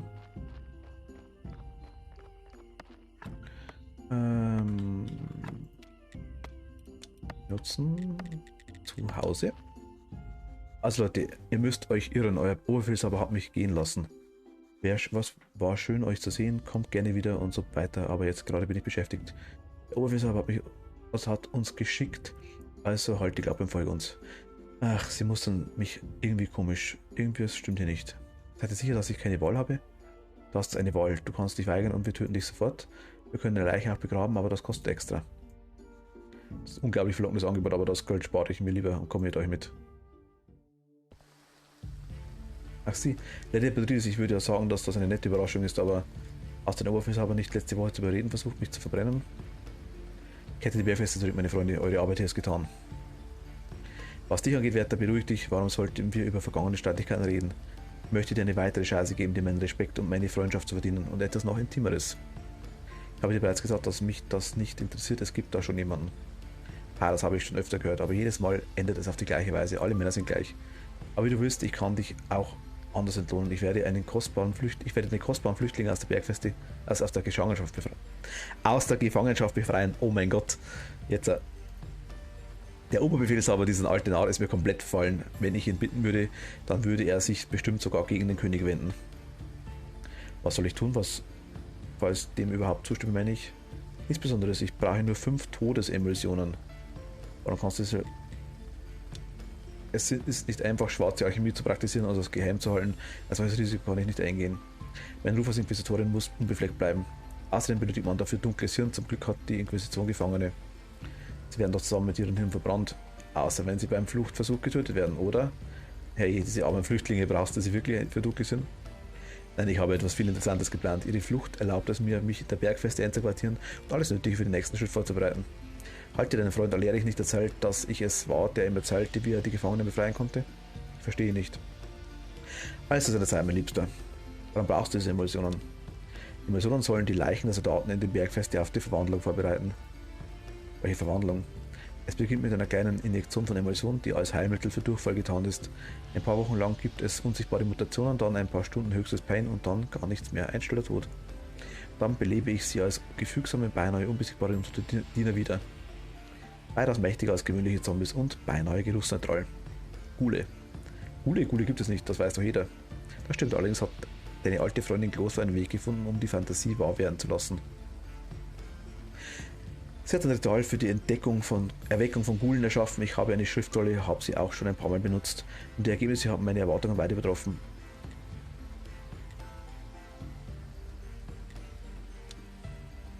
Warum sollte das so etwas tun? Was du also dank deinem stinkenden Sauerspruch wusstest du die ganze Zeit über, wo ich war und was ich gemacht habe. Ich gleich aber keine Sorge, das Aroma, das du da so sehr hast, wird schon bald verflogen sein.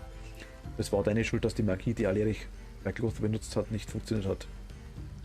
War Tropfen Jasminsaft und Alerichs letzte Chance, den uralten Fluch aufzuhalten, ist verpufft gut geraten. Aber danke für deine unermüdlichen Anstrengungen, es war recht amüsant, dich umsonst schuffen zu sehen. Wofür brauchst du Gule? Das klingt doch alles verrückt. Typisch, wenn die Leute etwas nicht verstehen, dann nennen sie es verrückt. Aber es ist noch zu früh, um alles zu erklären. Warte noch ein Weilchen und deine Neugierde wird gestillt. Was ist, wenn ich mich weigere, diese Emulsionen herzustellen? Das wäre höchst unangenehm, das würde keinen potenziellen Partner aus dir machen, sondern einen ungewollten Zeugen. Dann wäre ich gezwungen, dich loszuwerden auf höchst unangenehme Art und Weise. Dann würde ich das Dunkelhirn deiner Flüchtlingsfreunde benutzen, nachdem sie getötet wurden. Wie du siehst, bekomme ich so oder so, was ich will, allerdings kannst du noch ein paar Leben retten. Es ist Zeit, dass du dich entscheidest, wer meine Geduld schwindet und der Morgen naht. Boah, hau her.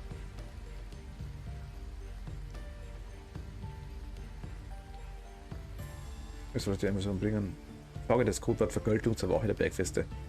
Wenn ich meine 5 Emissionen bekomme, halte ich mich an unsere Abmachung. Ich werde dann Oberfeldherr davon überzeugen, die Flüchtlinge in Ruhe zu lassen.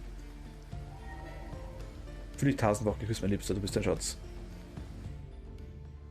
Er hat recht, wir haben wirklich nicht viel Zeit. Ich sollte damit beginnen, das Emissionen herzustellen. Welche andere Wahl habe ich schon? Sollte ich mit Alerich reden, aber jetzt habe es noch immer aktiv, sie wird jedes Wort damit anhören. Andererseits wird sich nicht misstrauisch werden, wenn ich meine Worte mit Bedacht wähle. Oder ich könnte Geheimnis einfach preisgeben und dem Oberfeldherr, das könnte schwierig werden. Er mag es und er wird bestimmt nicht glauben. Aber Kukul hasst sie, vielleicht kann er mir dabei helfen. Da ich mit Kukul rede, ist meine Aussprache mit Beatrice geplatzt. Wo ist die jetzt?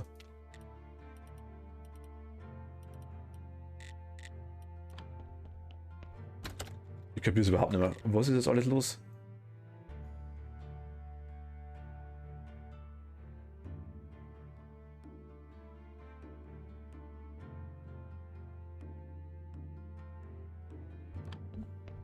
Okay, ich rede mal mit Alerich.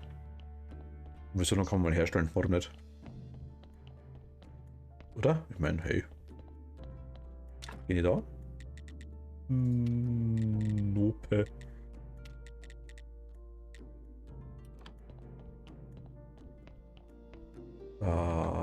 Vielleicht da. Nopinger. Und hier?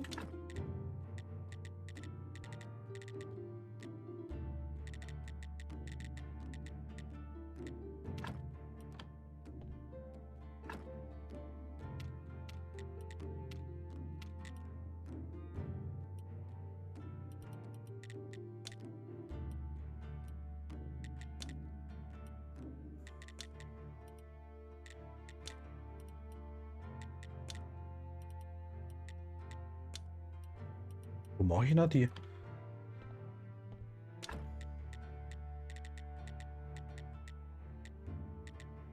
Hier nicht.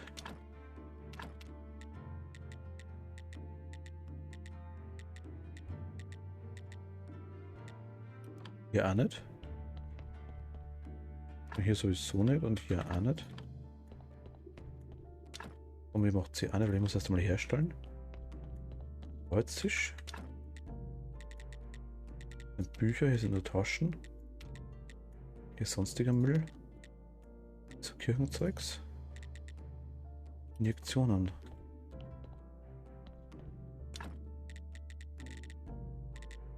Kann man nichts Neues bauen. Emulsion dann vielleicht am Brautisch.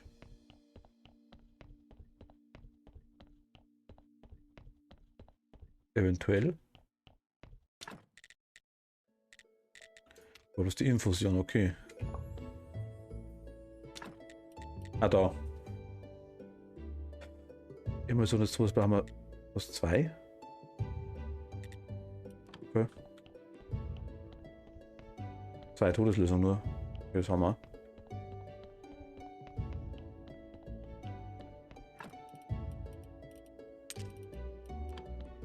Zwei Todeslösungen brauchen wir.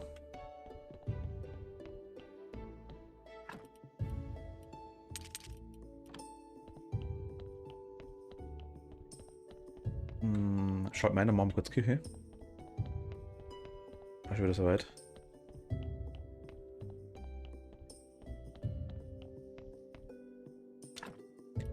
Ja, raus. Jetzt läuft das ein bisschen.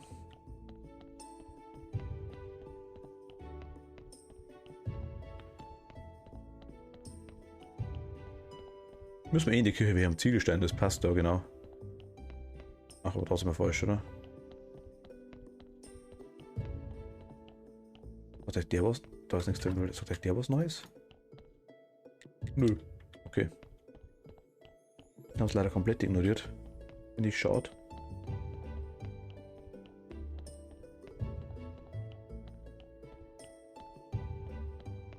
Das ist ja ganz cool, der intelligente Zombie.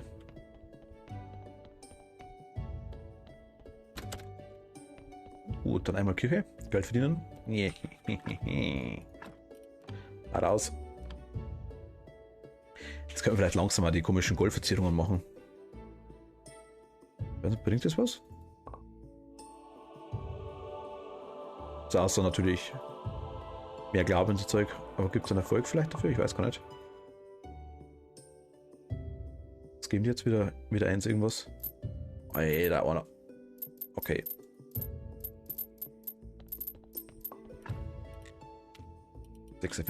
Ist das krass.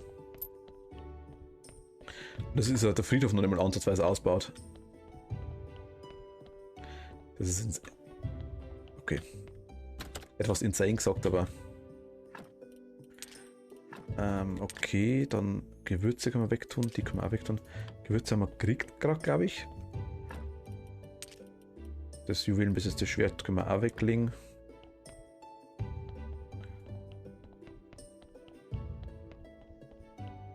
Wir haben ja eins. Das war ein besseres. Und die Emulsionen, okay.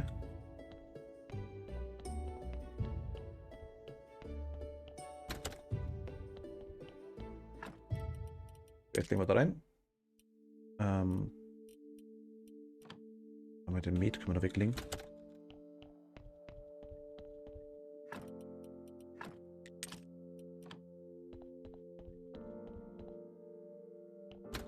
Gut, jetzt würde ich sagen, mit Ziegelstein brauchen wir von der Kirche, oder? Den haben wir noch nicht. Wo ist noch der?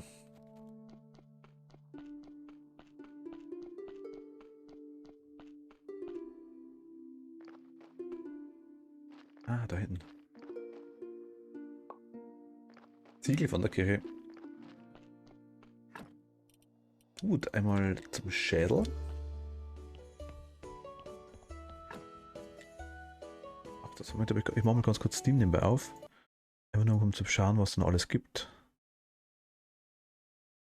Also errungenschaftsmäßig meine ich. Können wir noch alles machen. Schon einiges. Gut, Fische, Goldfisch, Koch, Chefkoch, schmeckt über Fischstäbchen gegessen.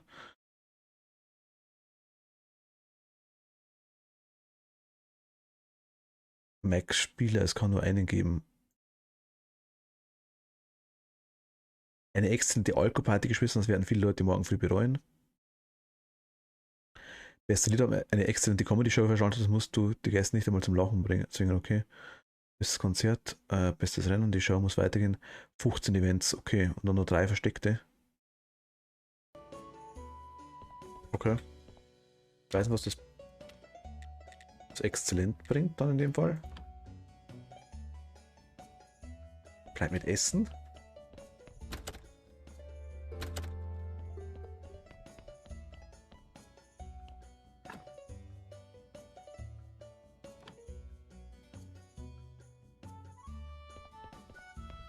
Anscheinend gibt es nichts, um die Kirche zu verbessern. Das wundert mich jetzt eigentlich tatsächlich.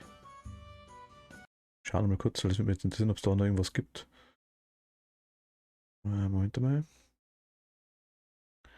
Einfach Interesse halber. Hm.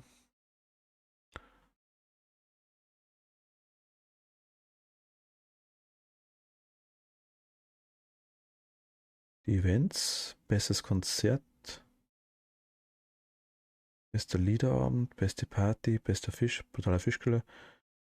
Flüchtlinge sind in Sicherheit, kriegen wir noch wahrscheinlich, denke ich mal. Sehe ich gerade. Exzellentes Rennen, okay. Fischologe. Chefkoch. König Gary. Er hat dir vertraut.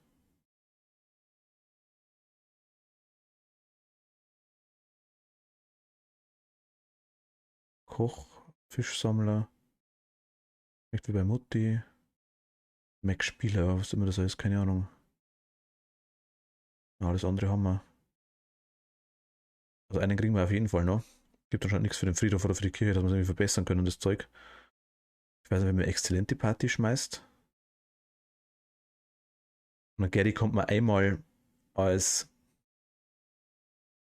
Einmal hätte man ausliefern können. Habe ich nicht gemacht.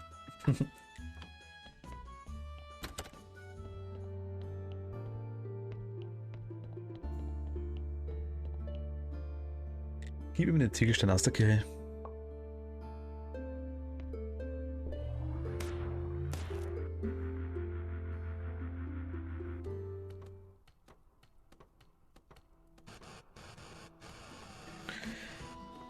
Was der erste Hüter ist auf dem Weg, aber uns geht der Baum aus, die Balken sind wackelig.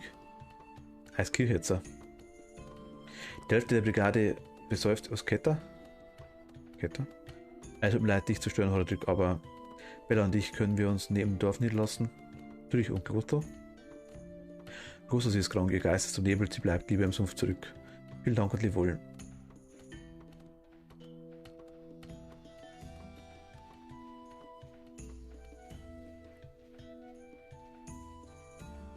Okay, hol's ein. Kette, warte noch mal kurz, bitte. Ich konnte dir noch nicht danken. Verstehe nicht, wofür.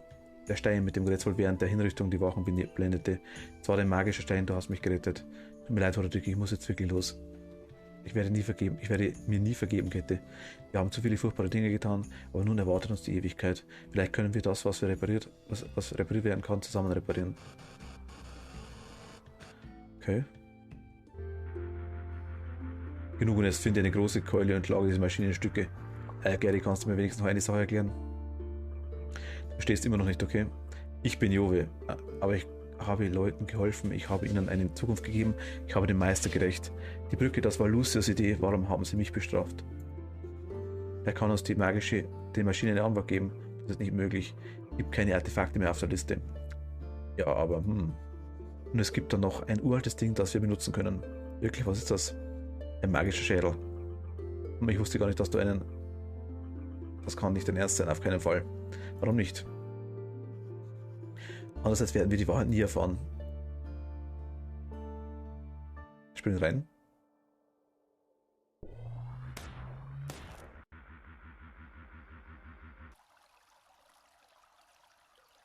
Fünf Jahre vor der uralten Abmachung.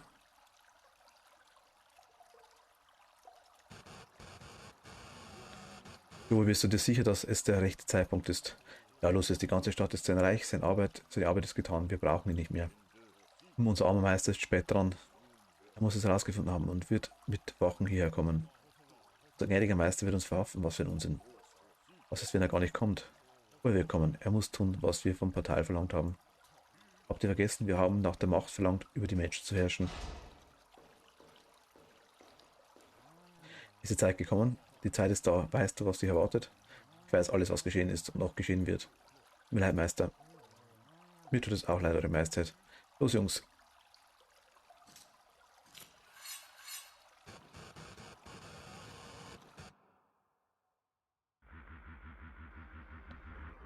König Gary, jetzt haben wir ihn. Sag nichts bitte. Heiliger Satz, sich nicht ändern zu können, war echt ein Segen. Gary? Gary? Gary, lebst du noch? Das ist eine komische Frage in einem Schädel. Ach ja, ich habe mich an etwas Interessantes erinnert. Nach dem Krieg stahlen Lucy und ich einen Teil des ursündlichen Schatzes und wir vergruben ihn irgendwo in der Nähe. Für den Fall einer Rebellion. Na dann sollten wir uns nicht auf jeden Fall mal ansehen. Und warum nicht?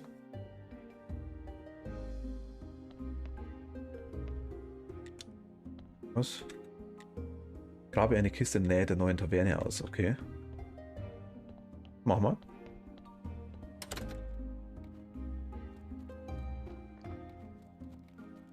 Nee.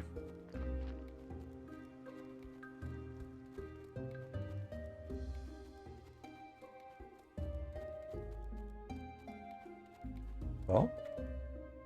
Nö.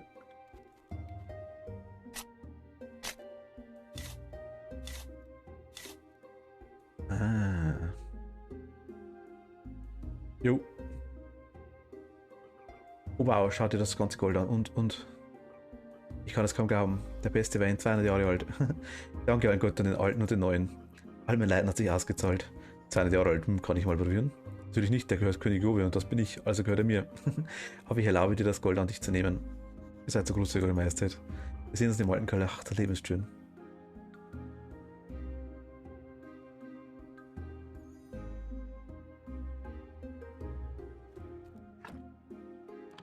Okay, 10 Gold.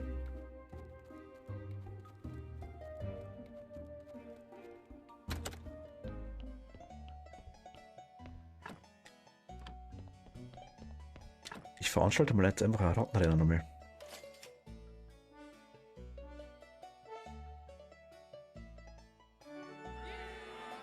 Wow. Wir brauchen quasi einen Wackelpudding zum Rattenrennen. Das wäre schon nice, oder? Der geht jetzt weg von der Maschine. Schade. Jetzt können wir uns alles mal anschauen, wenn wir wollen.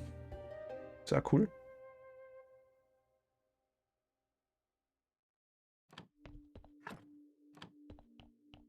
Okay, ist nice. Dann haben wir es DLC eigentlich, würde ich sagen. Zumindest den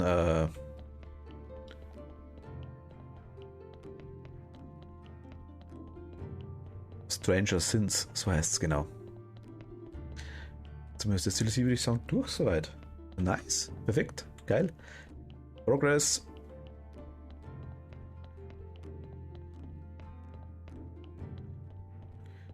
Haben wir zum Schädel wollten wir doch. Ja, geht auch noch schneller, egal. Was macht der Wackelpudding?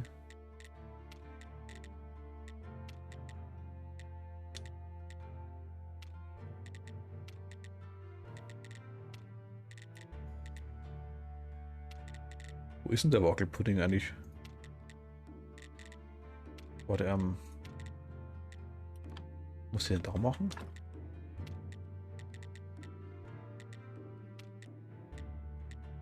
Fish Nuggets.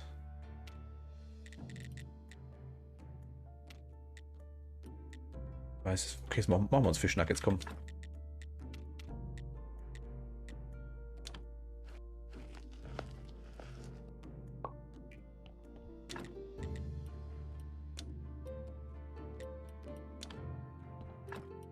Gehen wir rein. Die Ziegelstein können wir noch in die Ding bringen. Die Fish Nuggets warten auf uns. Wir gehen mal kurz zum Gary.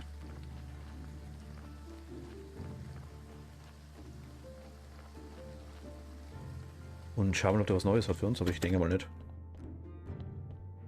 Okay, nee, hat er nicht. Geschaut. Haben hier noch ein Rezept. Kriegt man da weiße Farbe, okay. Gehen wir da rein. Schade.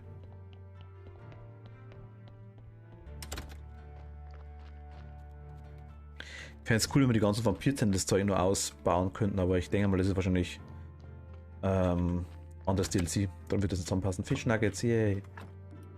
Nutzen. Okay, was Errungenschaft schmeckt wie bei Mutti. Ah, haben wir sogar noch einen gekriegt. Nice.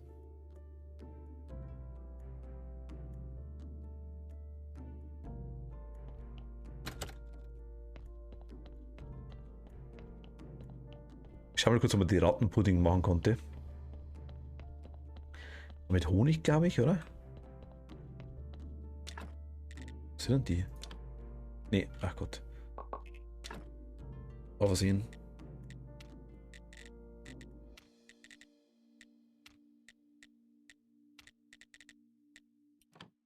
Wo kann man den Rattenpudding herstellen?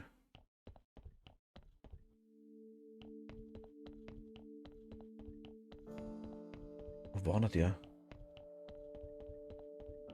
Ich dachte, der war am Kochtisch.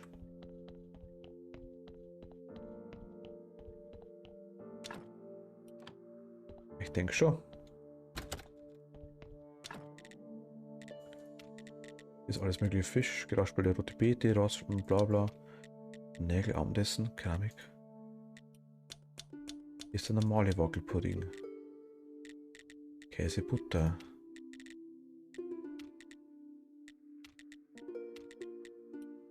Anna Cotta. Ruhige Hand, eine ruhige Hand verdient die Chance auf einen Fehler. Okay. Das ist der Wackelpudding und können wir einen anderen?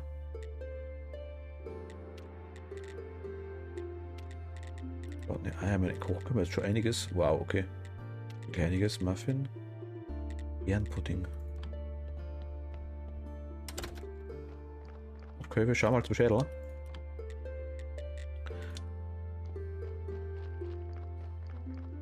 Ich finde schade, dass man die Nuggets das Zeug jetzt gar nicht.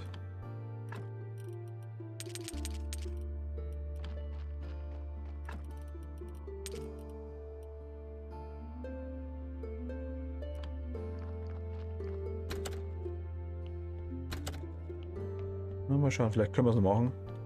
Oder wir haben es versäumt, kann natürlich auch sein.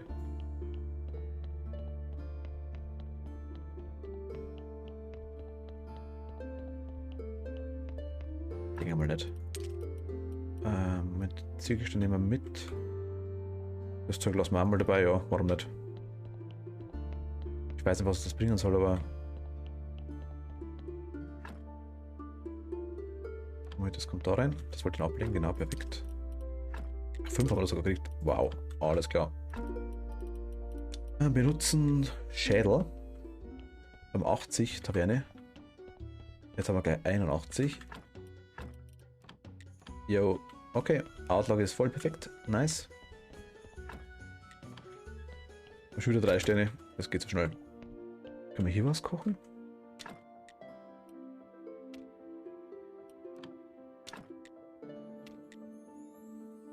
Sandwich.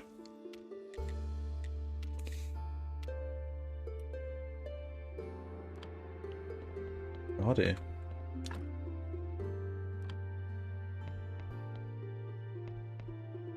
Ich hoffe, wir könnten es mal ausbauen. Die Taverne, das wäre cool gewesen. War letztes Mal ein bisschen größer und noch ein bisschen schöner. Wäre schon cool. Nein, geht leider nicht mehr. Wir sind am Maximum. Scheiße. Okay, schaut. Wenn schaut mega nice aus, tut mir nichts weg, aber ich hätte es cool gefunden.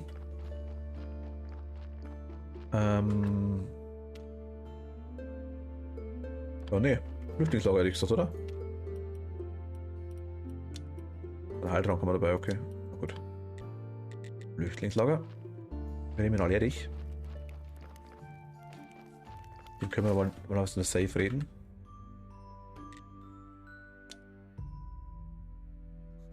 Ich muss sehr vorsichtig sein, sagt mit Beatrice misstrauisch. Wie geht es dir, Meister Allerich? Ehrlich gesagt ging es mir schon mal besser. Was führt dich hierher? Ich brauche einen Ratschlag. Bitte stell dir vor, dass eine Gruppe von kleinen Schweinchen in einem Haus aus Ziegeln wohnt.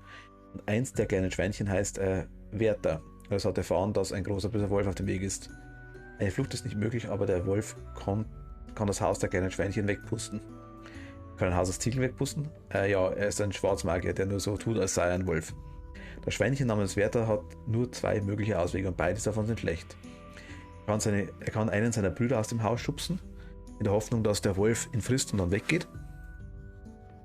Oder er kann gar nichts machen und warten, bis der Wolf das Haus wegpustet hat und alle Schweinchen frisst. Ich verstehe. Ich würde empfehlen, dass das kleine Schweinchen namens Werther nicht nach den Regeln des Wolfs spielt. Jetzt hat auch der Wolf ein Haus, das man wegpusten kann. Ich verstehe, Meister Allerich. Aber ich tue, was ich tun muss. Diese Bürde wird jeden Tag schwerer. Hey.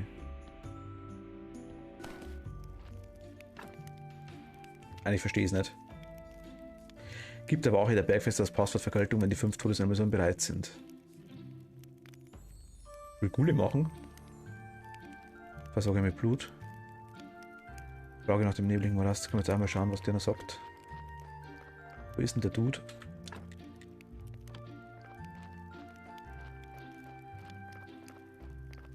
Wo ist denn der Dude? Da ist er.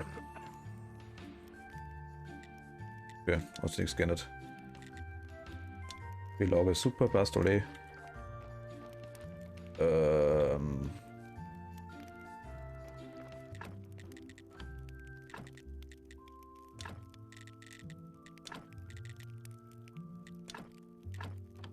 Okay. Ich meine, die sind. Ich finde schade, dass wir da nicht höher kommen beim Gary. Oder Kloster zum Beispiel auch. Bei ihm. Ich meine, wir haben so viel gemacht für ihn. Aber ich glaube, dass das buggy ist. Was immer noch angezeigt wird. Zellen von Lady Beatrice Plan können wir noch machen. Frage mit Blut, mit wie viel Blut? Die Frage. Das wäre interessant, was wir für Essen brauchen, würde ich sagen, für die Ding, für die Festel, das wäre ganz nice. Die wollte 5, oder?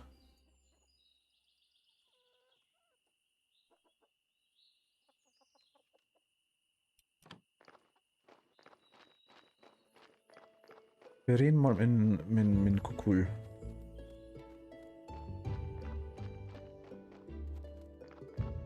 Ja, speichern aber vorher. Vielleicht mit Gary auch machen können.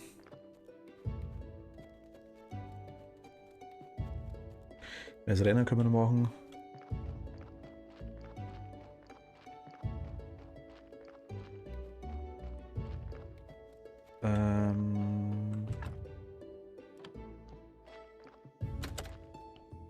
Wir speichern mal.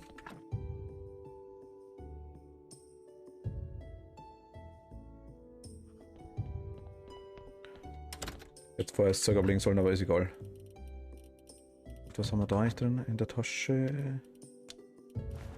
Nur das Zeug da, gell? Machen wir wieder hier rein.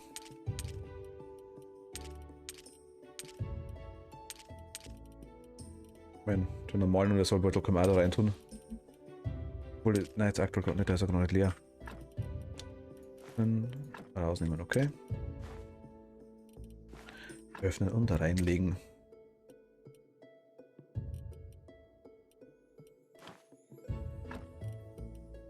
Jetzt können wir da raus tun, okay. Heiltrank. Ja, legen wir mal da dazu.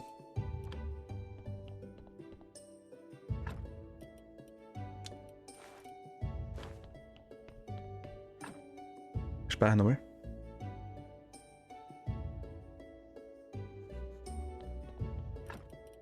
Dann porten wir uns mal zur Burgfeste. Dann können wir reden.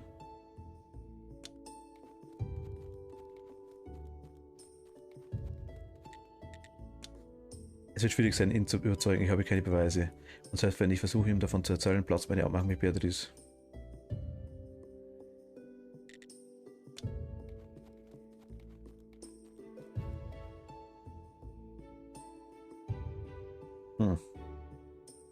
Was machen wir?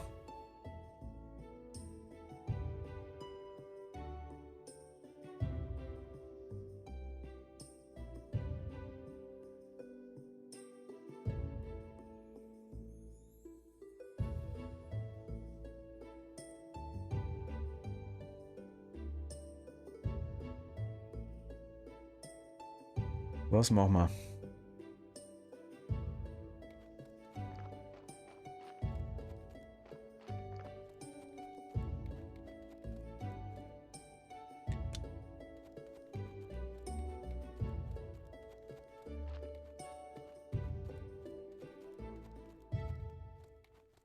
Geben Sie mal. Karlwart, hey, ich habe dir schon eine Evaluation gegeben, verdammte Bürokraten. Vergeltung. Schön, dass du eine von uns bist. Ich werde mir leider informieren. Oh, dir. War mir sicher, dass du mich verrätst, aber du bist klar als erwartet, oder, Feiger? Oder Feiger, ich bin auf jeden Fall zufrieden, dass der erste Schritt auf dem Weg zur Loyalität und Unterwürfigkeit. Nimm deine Emotionen und halte dein Versprechen, aber glaube nicht, dass ich dir noch einmal helfe. Da irrst du vom Pfad, auf dem du befindest, gibt es keine Wiederkehr. Ein Schritt reicht schon, glaub mir, ich weiß das besser als jeder andere. Ich will nur wissen, ob die Flüchtlinge in Sicherheit sind. Natürlich, es sei denn, du verrätst irgendjemand mehr, als sie wissen sollten.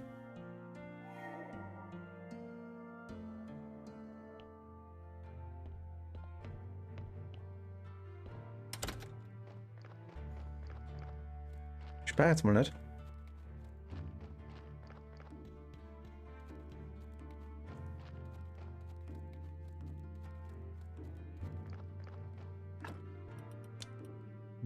Aber jetzt mal die. Ja, doch, ist egal. Nutzen. Flüchtlingslager. Ach, das ist gerade wieder nicht da, oder? Ja, geh ernsthaft. Wie schaut es denn da drin aus? Die haben, okay, die haben wirklich genug, das passt. Ah, nehmen wir noch ein bisschen Wasser, würde ich sagen.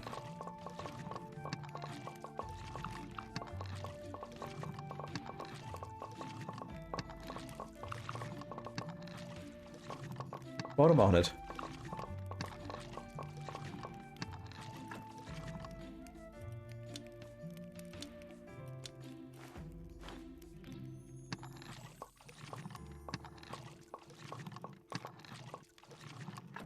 Gut, benutzen zu Hause. Dann gehen wir kurz heim. Dann haben wir Wasser aus.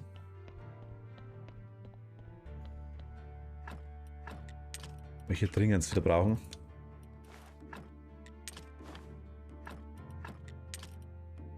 Und die Emulsionen, ja.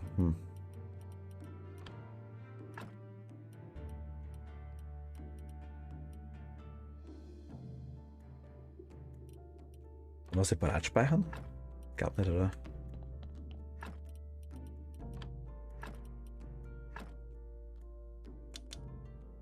Ja, 30 mit, das passt. Hier drin, jawohl, perfekt. Keine Ahnung. Ah, sorry, EPC Paul, hi. Sorry. I'm fine, thanks. I hope you do.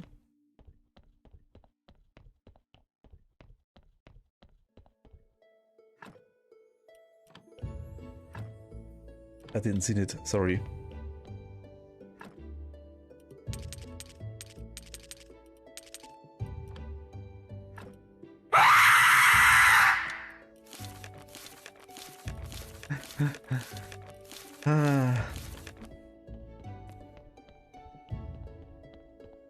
No.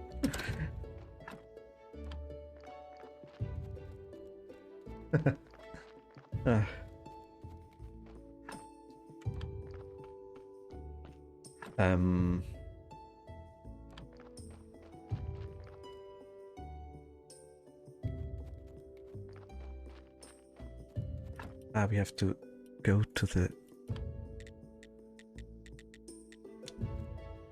Okay, I'm waiting.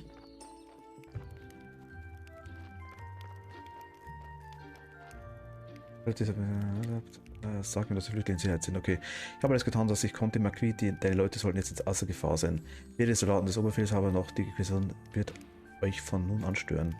Ich wusste, dass das die beste Entscheidung meines Lebens war, dir zu vertrauen. Schau dir all diese Leute an, dank dir sind sie am Leben. Du wirst deine Belohnung gleich bekommen, aber unsere Dankbarkeit ist noch viel mehr wert. Leute, hört mir zu, kommt her.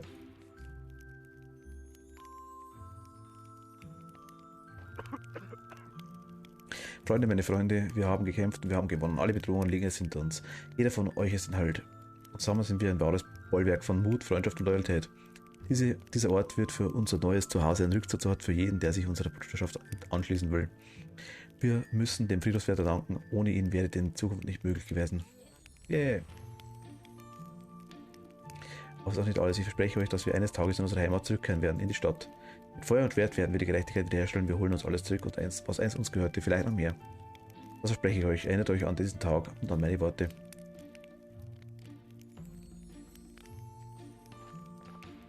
Okay. Rede mit Alerich.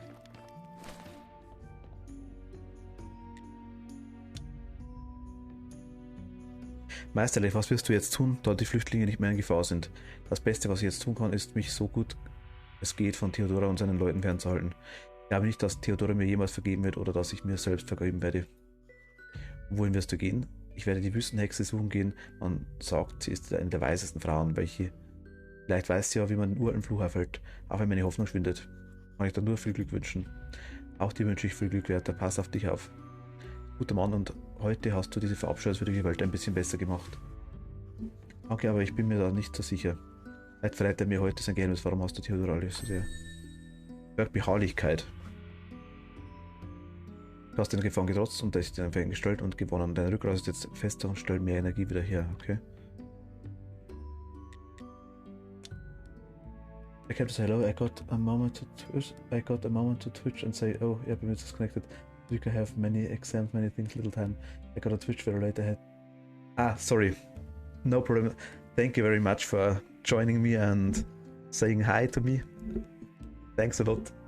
And I wish you the best and for your exams. I hope it's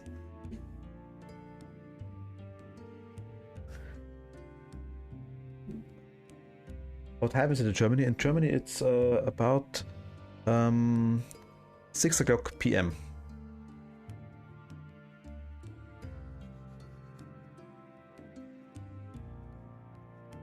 20 minutes after 6 p.m. Holy moly.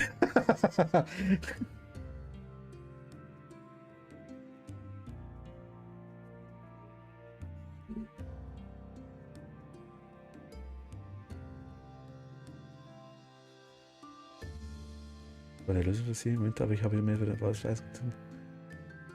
Dann ist es zu spät.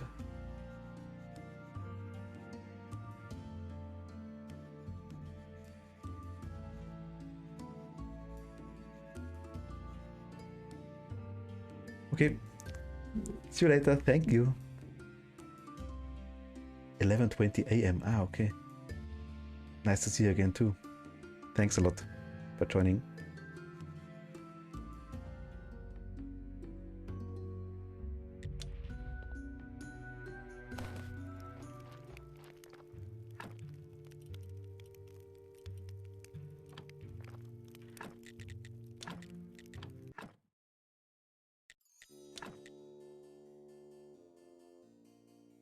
To load again.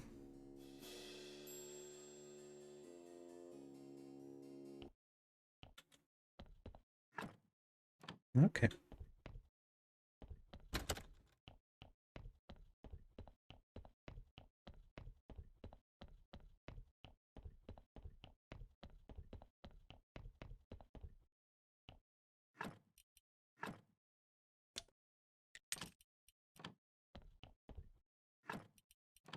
Einmal hoch.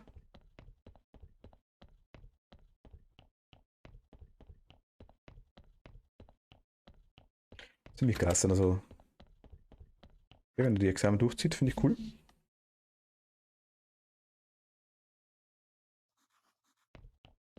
Okay, dann gehen wir mal zum. Machen wir das mit der Beatrice, würde ich sagen. Feste. Wir schauen die andere Version.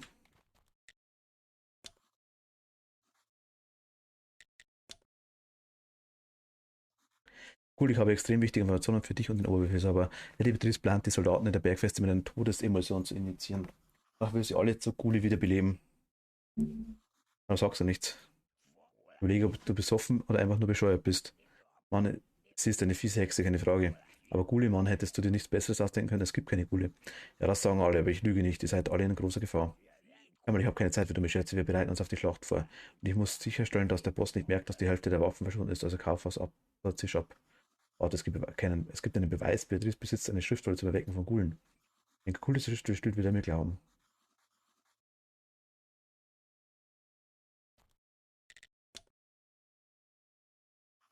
Cool, in Beatrice besitzt findet ihr eine Schriftrolle der Ghoul-Erweckung, dann weißt du, ob ich die Wahrheit gesagt habe. Verstehe ich dich da richtig? Ich soll das Zeug der Inquisitorin durchsuchen? Ja. Volle sie werden mich vierteln. Der Oberbefehlshaber wird dich beschützen. Mich beschützen, dieser alte Idiot denkt doch nur an seine liebreizende Beatrice. Er würde lieber seine Soldaten ins Feuer schicken, statt sich mit ihr zu zanken.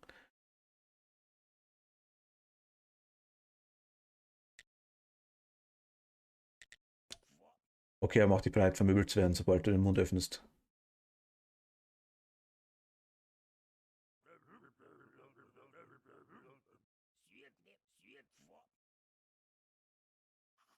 Ich habe furchtbare Neuigkeiten über Lady Beatrice.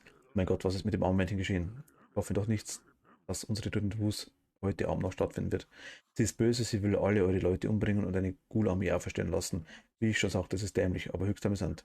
Warte, wie hast du von ihren finsteren Plänen erfahren? Hat sie mir selbst verraten. Sie wollte meine Hilfe und ich habe zugesagt. Aber dann habe ich mich entschieden, sie zu verraten. Zu verraten, Kugul, hörst du das? Lass dich niemals mit Viruswertern ein, andernfalls verraten sie dich. Ah, Werte, ich liebe den Sinn für Humor, was für ein ferner Scherz. Das ist kein Scherz, das ist die Wahrheit. Bitte glaub mir doch. Hör mal zu, mein Junge. Als Dank für den köstlichen Scherz bitte ich dich gnädig, bin ich gnädig und lass dich gehen.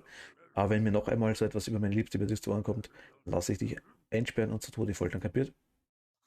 Ich habe verstanden.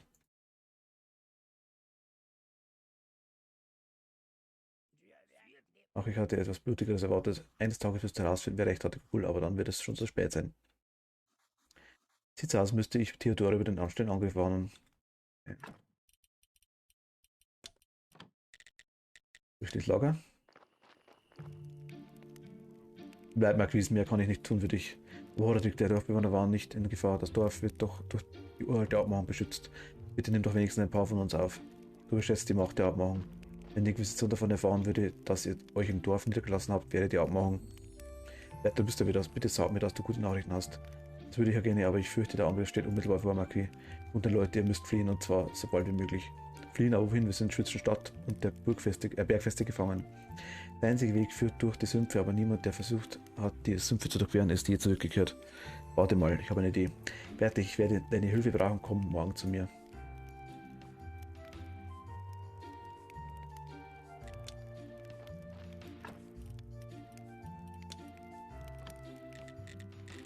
Wir schlafen mal. Ich will nicht speichern. Ich darf jetzt versehentlich speichern. Die Tränke tue ich mal rein.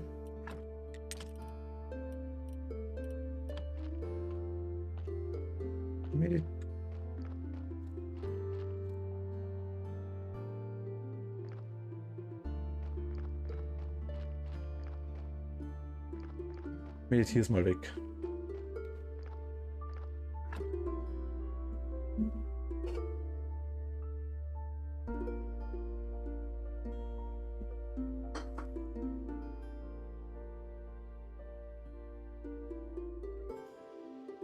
Okay, speichern, perfekt. Totes Pferd.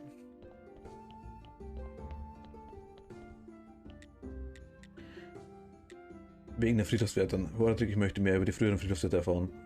Und der erste Wärter erschien vor mehr als 200 Jahren. Er war jung, romantisch, ein Träumer und ein unglaublicher Faulpelz. Er verbrachte die ganze Tage immer Gedichte zu schreiben, Bilder zu malen und eine Maultrommel zu spielen. Seine Maultrommel zu spielen.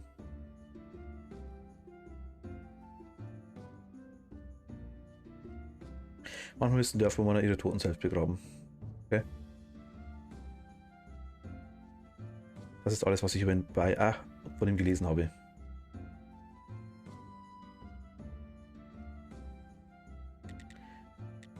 Wegen den Flüchtlingen.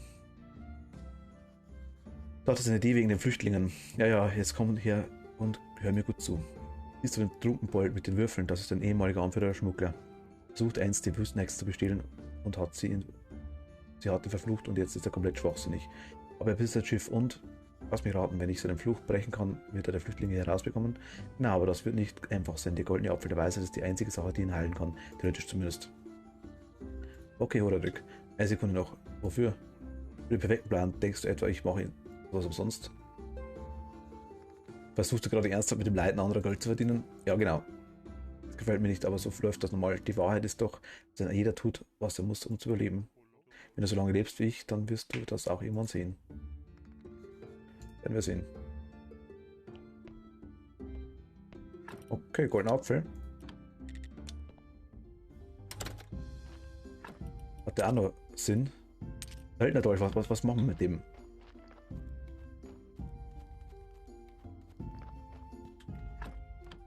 Ich will mal schauen, ob wir da irgendwo noch...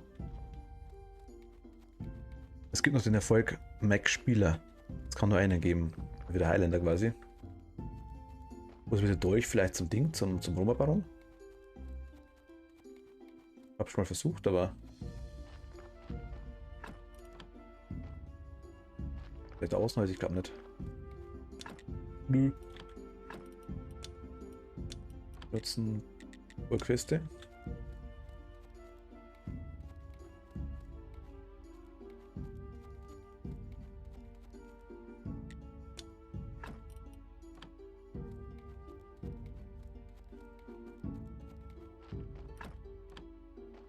Weil ich speichere jetzt eh nicht.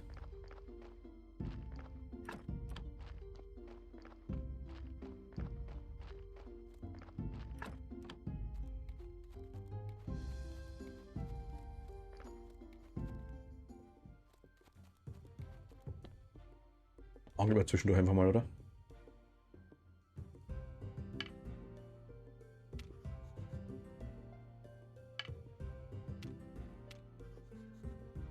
Werde ich nichts fangen. Okay, braucht man. Würde wahrscheinlich nicht.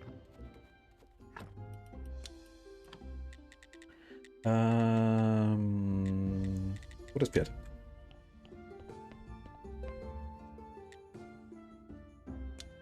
Ablecken, achso. Ah, der Pech nicht, heute nicht gut. Pech, Ja, was soll ich machen hier? Und wo ist mein Ruhm? Und ihr Landratten? Hier ist die Kurzversion, du wurdest verflucht und ich habe dich am goldenen Apfel der Weisheit lecken lassen und jetzt ist alles wieder gut. Und jetzt wirst du mir einen Gefallen tun und eine Gruppe von Leuten und ihr Gepäck zu einem sicheren Ort ganz, ganz weit weg von hier bringen. Das ist sehr dringend und niemand darf davon erfahren. Du meinst also, du hast mir so viel geholfen und ich gehe zu verlangst du nur nach einem kleinen Ausflug? Genau, du musst mir nicht danken. Du bist so nett. Weißt du, so einfach ist das aber nicht, wegen den Betriebskosten. Ich brauche Geld für Alkohol und Mädels für die Crew und neue Uniformen und insgesamt werden dich das 30 kosten. Jetzt hör mal zu, gieriger Schurke, ich bin das alles so unglaublich leid. Ich bin es leid, dass die Leute meine guten Taten gegen mich verwenden. Ich habe schon genug für dich getan, ich zahle dir nicht einen Pfennig mehr. Wenn du meinen Auftrag annehmen willst, dann mache es einfach, was ich dir sage. Aber wenn du den Hals nicht voll kriegst, dann fahr zur Hölle, ganz ehrlich, fahr einfach zur Hölle. Hey, nur die Ruhe, Mann, das war ein Scherz, du hast vollkommen recht, das war überhaupt die beste Reise überhaupt. Okay.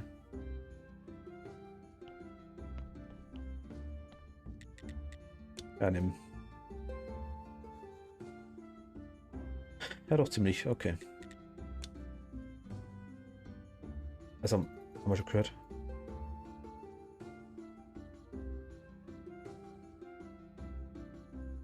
Ach, der erzählt uns noch mehr vom zweiten vielleicht. Wir sind da, ich weiß gar nicht, wie vielte. Ich mache jetzt noch gleich eine kurze Pause. Also ich werde Stream beenden, würde ich sagen, und würde dann nochmal anfangen. Eventuell abends mit einem anderen. Ja, doch. Ich glaube, so machen wir es. Ich hoffe, es ist erstmal nicht böse.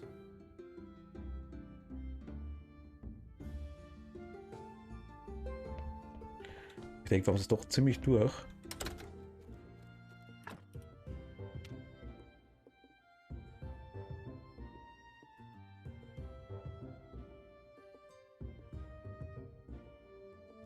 Gerettet werden, okay, passt auch. Machen wir gleich, aber erst den Lösch wieder da.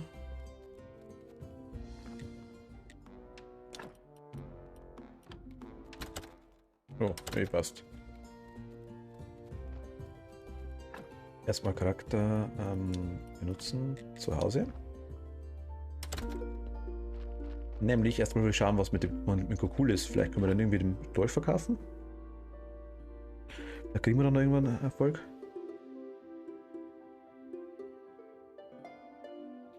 Bis Nacht wird. Wollten wir es kurz hochziehen. Nutzen. Burgfeste. Wir können uns den Roman Baron nicht geben anscheinend handeln. Ja. Gib.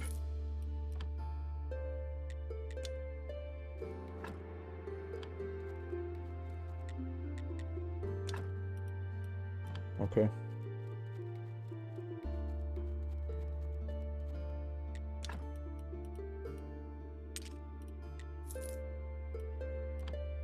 Okay.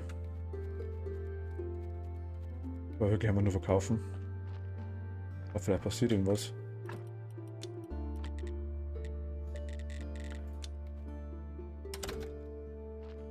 Wäre jetzt lustig gewesen tatsächlich, aber anscheinend doch nicht.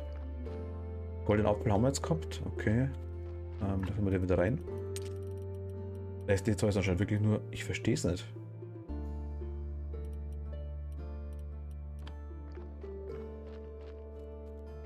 Na ja, gut, okay. Warte mal. Oh, Moment, da bin der Computer piepst wieder.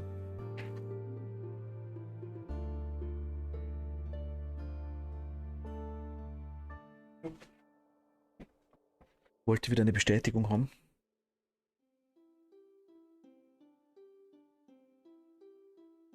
Gut,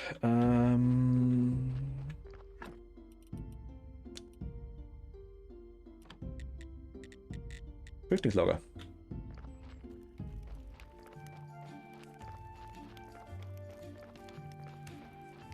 Wo ist er denn?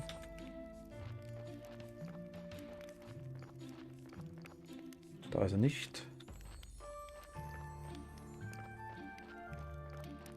Was jetzt Serum? Da unten ist er. Wegen dem Captain und der Abmachung. Wenn ich es ihm jetzt gleich sage, werden alle Flüchtlinge sehr bald weggehen. Ich bin sicher, dass ich keine unbeendeten Geschäfte mit ihnen habe. Alberta?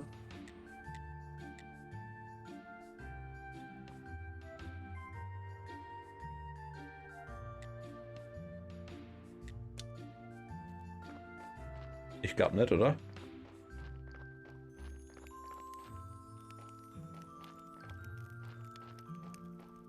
Die Köchin haben wir gemacht, wir haben eigentlich alle gemacht. Gerberin haben wir gemacht, wir haben die ganzen Dinger freigeschaltet. Batterin haben wir gemacht. Ich glaube, es ist... Den Finanzier haben wir noch irgendwo, mit dem können wir nicht reden. Den weiß ich gar nicht. Den können wir auch nicht reden. Hier sind wir durch. Dann hast du die Rezepte alle verkauft, das passt. Gerberin sind wir auch durch. Die ganzen Dinge haben wir auch gekriegt, da. Da ist der Finanzier.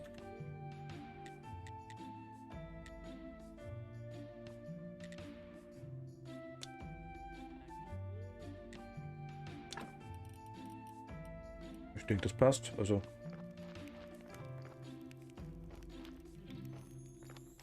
Wo ist er denn? Da ist er.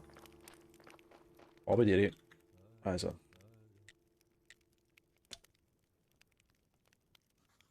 Ich habe alles mit dem Captain arrangiert, Marquis. Er wird dich sicher hier rausbringen. Verdammt, die haben mich so angestrengt, aber das Einzige, was ich erreicht habe, ist euer Exil. Und das mag ich nicht, das mag nicht der beste Ausgang sein, aber immerhin haben wir überlebt und darauf kommt es doch an. Es war mir eine Freude, dich kennenzulernen, Friedhofswärter. Du hast uns geholfen und wir werden dich niemals vergessen. Jetzt müssen wir noch Lebewohl sagen und dich für deine Bemühungen entlohnen. Was ist alles los? Die kriegen wir sonst, ich bin doch ernsthaft. Mein Gott. Leute, kommt her.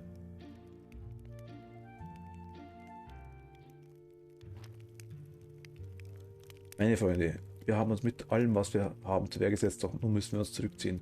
Das Lager wird schon bald durch unsere Feinde zerstört werden, aber es wird für immer in unseren Herzen bleiben. Ein Monument für Mut, Freundschaft und Loyalität. Ein neues Leben erwartet uns an fernen Gestaden. Und wir haben dem Friedhofswärter dafür zu danken. Danke, Wärter. Aber das ist noch nicht alles. Ich verspreche euch, dass wir eines Tages in unsere wahre Heimat zurückkehren werden, die Stadt. Das ist das gleiche quasi, wie wir vorher gehabt haben.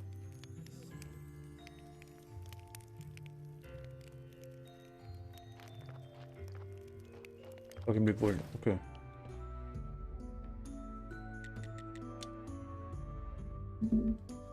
War nett, dich kennenzulernen, Meister Alierich. Ich denke mal, du gehst mit dem anderen auf das Schiff. Ich glaube, das muss ich, aber danach werde ich Theodora und seine Leute verlassen. Ich glaube nicht, dass Theodora mir jemals vergeben wird oder dass ich mir selbst vergeben werde. Wohin wirst du gehen? Wüstenhexe, ja, das gleiche. Okay.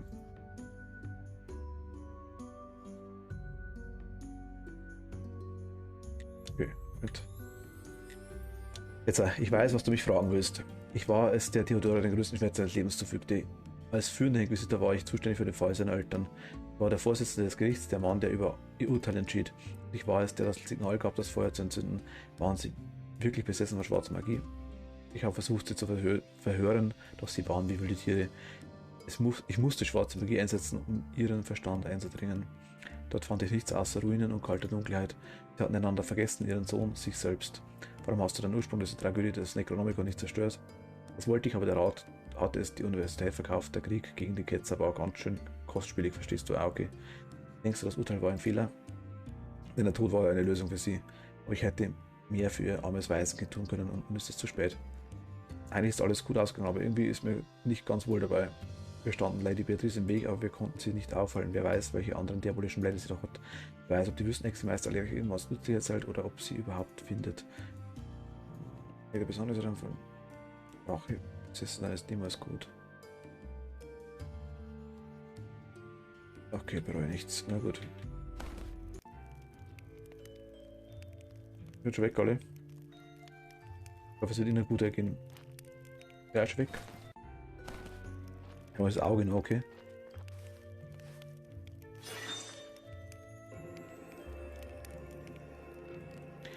Tief Nacht sitzen die freien Flüchtlinge um ein Lagerfeuer herum und erzählen sich Schauergeschichten. Sie hören ein Heulen aus der Nähe, die Flüchtlinge bekommen Angst und laufen davon. Ein kleiner Hamsterlauf läuft am Lagerfeuer vorbei. Hier haben wir ein bisschen eine Story. Hier ist nix.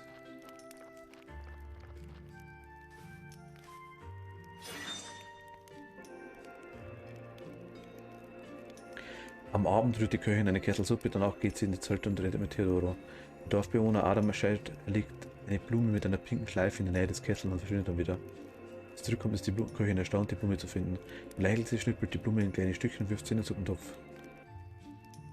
Okay.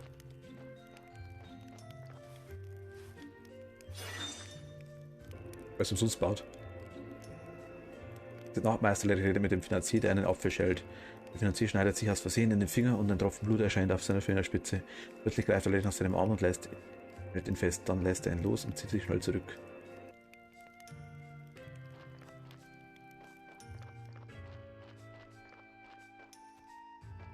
Wenn man nur 3 so Dinger kriegt, 3 so gerne Anspielungen, passt perfekt. Aber was mit uns jetzt?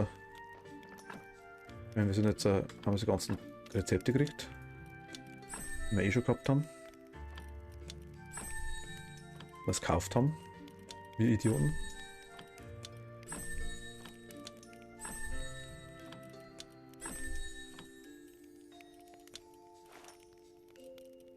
Zweite Mal rein, ist wurscht.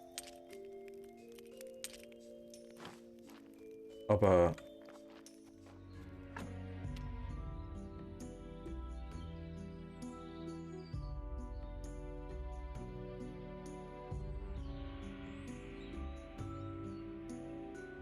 ich denke, wir haben es durch.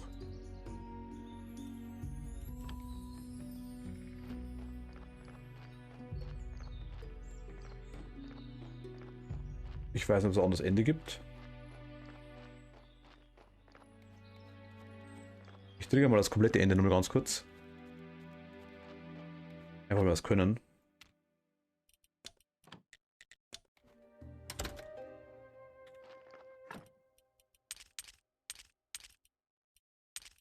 Eins, zwei, drei, vier, fünf. Was fehlt noch? Der Winkel fehlt noch, genau. Da würde ich sagen, war es das mit Graveyard Keepers weit. Mega nice. Ja, was durch? Ein bisschen schade. Wobei, sagen wir, Schwarzen Plus, ja, es hat schon Bock gemacht, aber. Okay.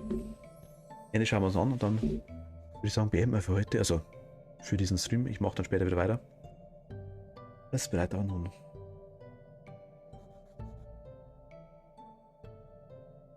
So, Gary.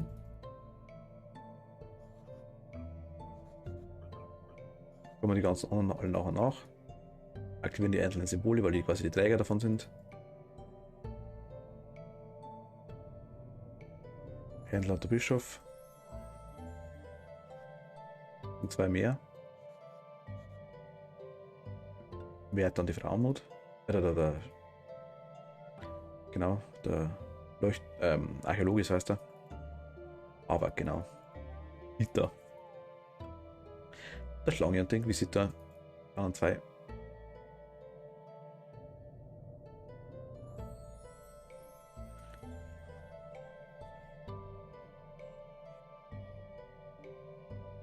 Okay, bin gespannt. Wieder mal, ob es irgendwas anderes passiert ist. Ich glaube nicht. Dasselbe sind, denke ich mal.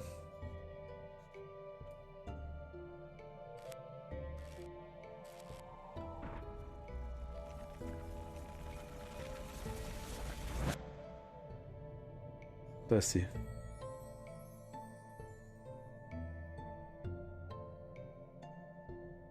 Okay, hat sich nichts geändert an der Hauptstory. Nutzt ein Taschentuch, das ist das Einzige, was wir aus uns erzählt haben. Also da, okay. Gibt doch noch mehr. Dann wird uns die Maschine zeigen, was wirklich passiert ist. Ich verstehe noch immer nicht, Liebster. Hätte ich gehofft, dass du mir alles erzählen konntest. Ist das eine andere Welt? Ist das eine Illusion oder ist das das Leben nach dem Tod? Aber weil du dich an nichts erinnern kannst, müssen wir das letzte Chance, die Wahrheit zu erfahren, nutzen. Okay, wir haben doch was Neues. Cool.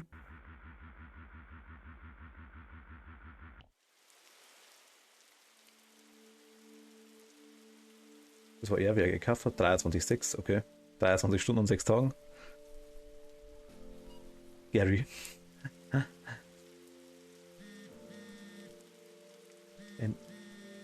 Sie ruft an.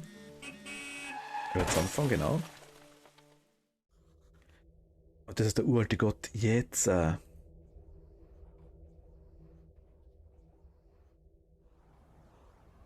Komisch aus. Dann will ich Spreu vom Weizen.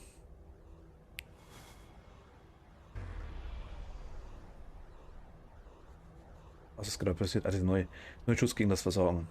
Soll es mir gefällt sofort, wer du bist und was geht hier vor sich. Und sehen wir mal, ob du herausfinden kannst, mein aggressiver Freund. Gott erwartet dich.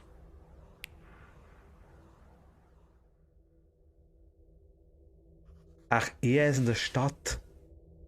Mit dem Bad, deswegen. Wer ist der Friedhofswärter quasi? Bei 3 vergisst du alles. 3. Beruhig dich, du hast eine neue Seite in deinem Leben aufgeschlagen. Das Kapitel wartet auf dich. Ich muss nach Hause, wie komme ich nach Hause? Immer ein Weg zurück nach Hause. Mal sehen, dein neues Zuhause ist ein Friedhof. Bin ich etwa tot? Du bist jetzt Friedhofswärter. Das war der Anfang vom Spiel. Wir haben das mit dem zweiten Ding nicht gesehen, mit dem zweiten Charakter. Wir konnten nicht ums Verrecken in die Stadt. Weil wir da schon einmal sind quasi. Und der andere hat gesagt quasi, wir haben die Stadt quasi... Oh, das wollte ich gar nicht. Wir haben die Stadt quasi, ja, haben irgendwas geklaut angeblich. Na gut, mega nice. Wir haben es durch. Okay, schauen wir kurz, wo wir gespeichert haben. Mal müssen wir die Emulsionen in der Tasche haben. Alle 2 Ausgänge offen bleiben. Ja, passt. Okay, wir können alles fertig machen. Okay, dann ich sage danke fürs Zuschauen. Ich mache jetzt eine kurze Pause. Dann sehen wir uns später.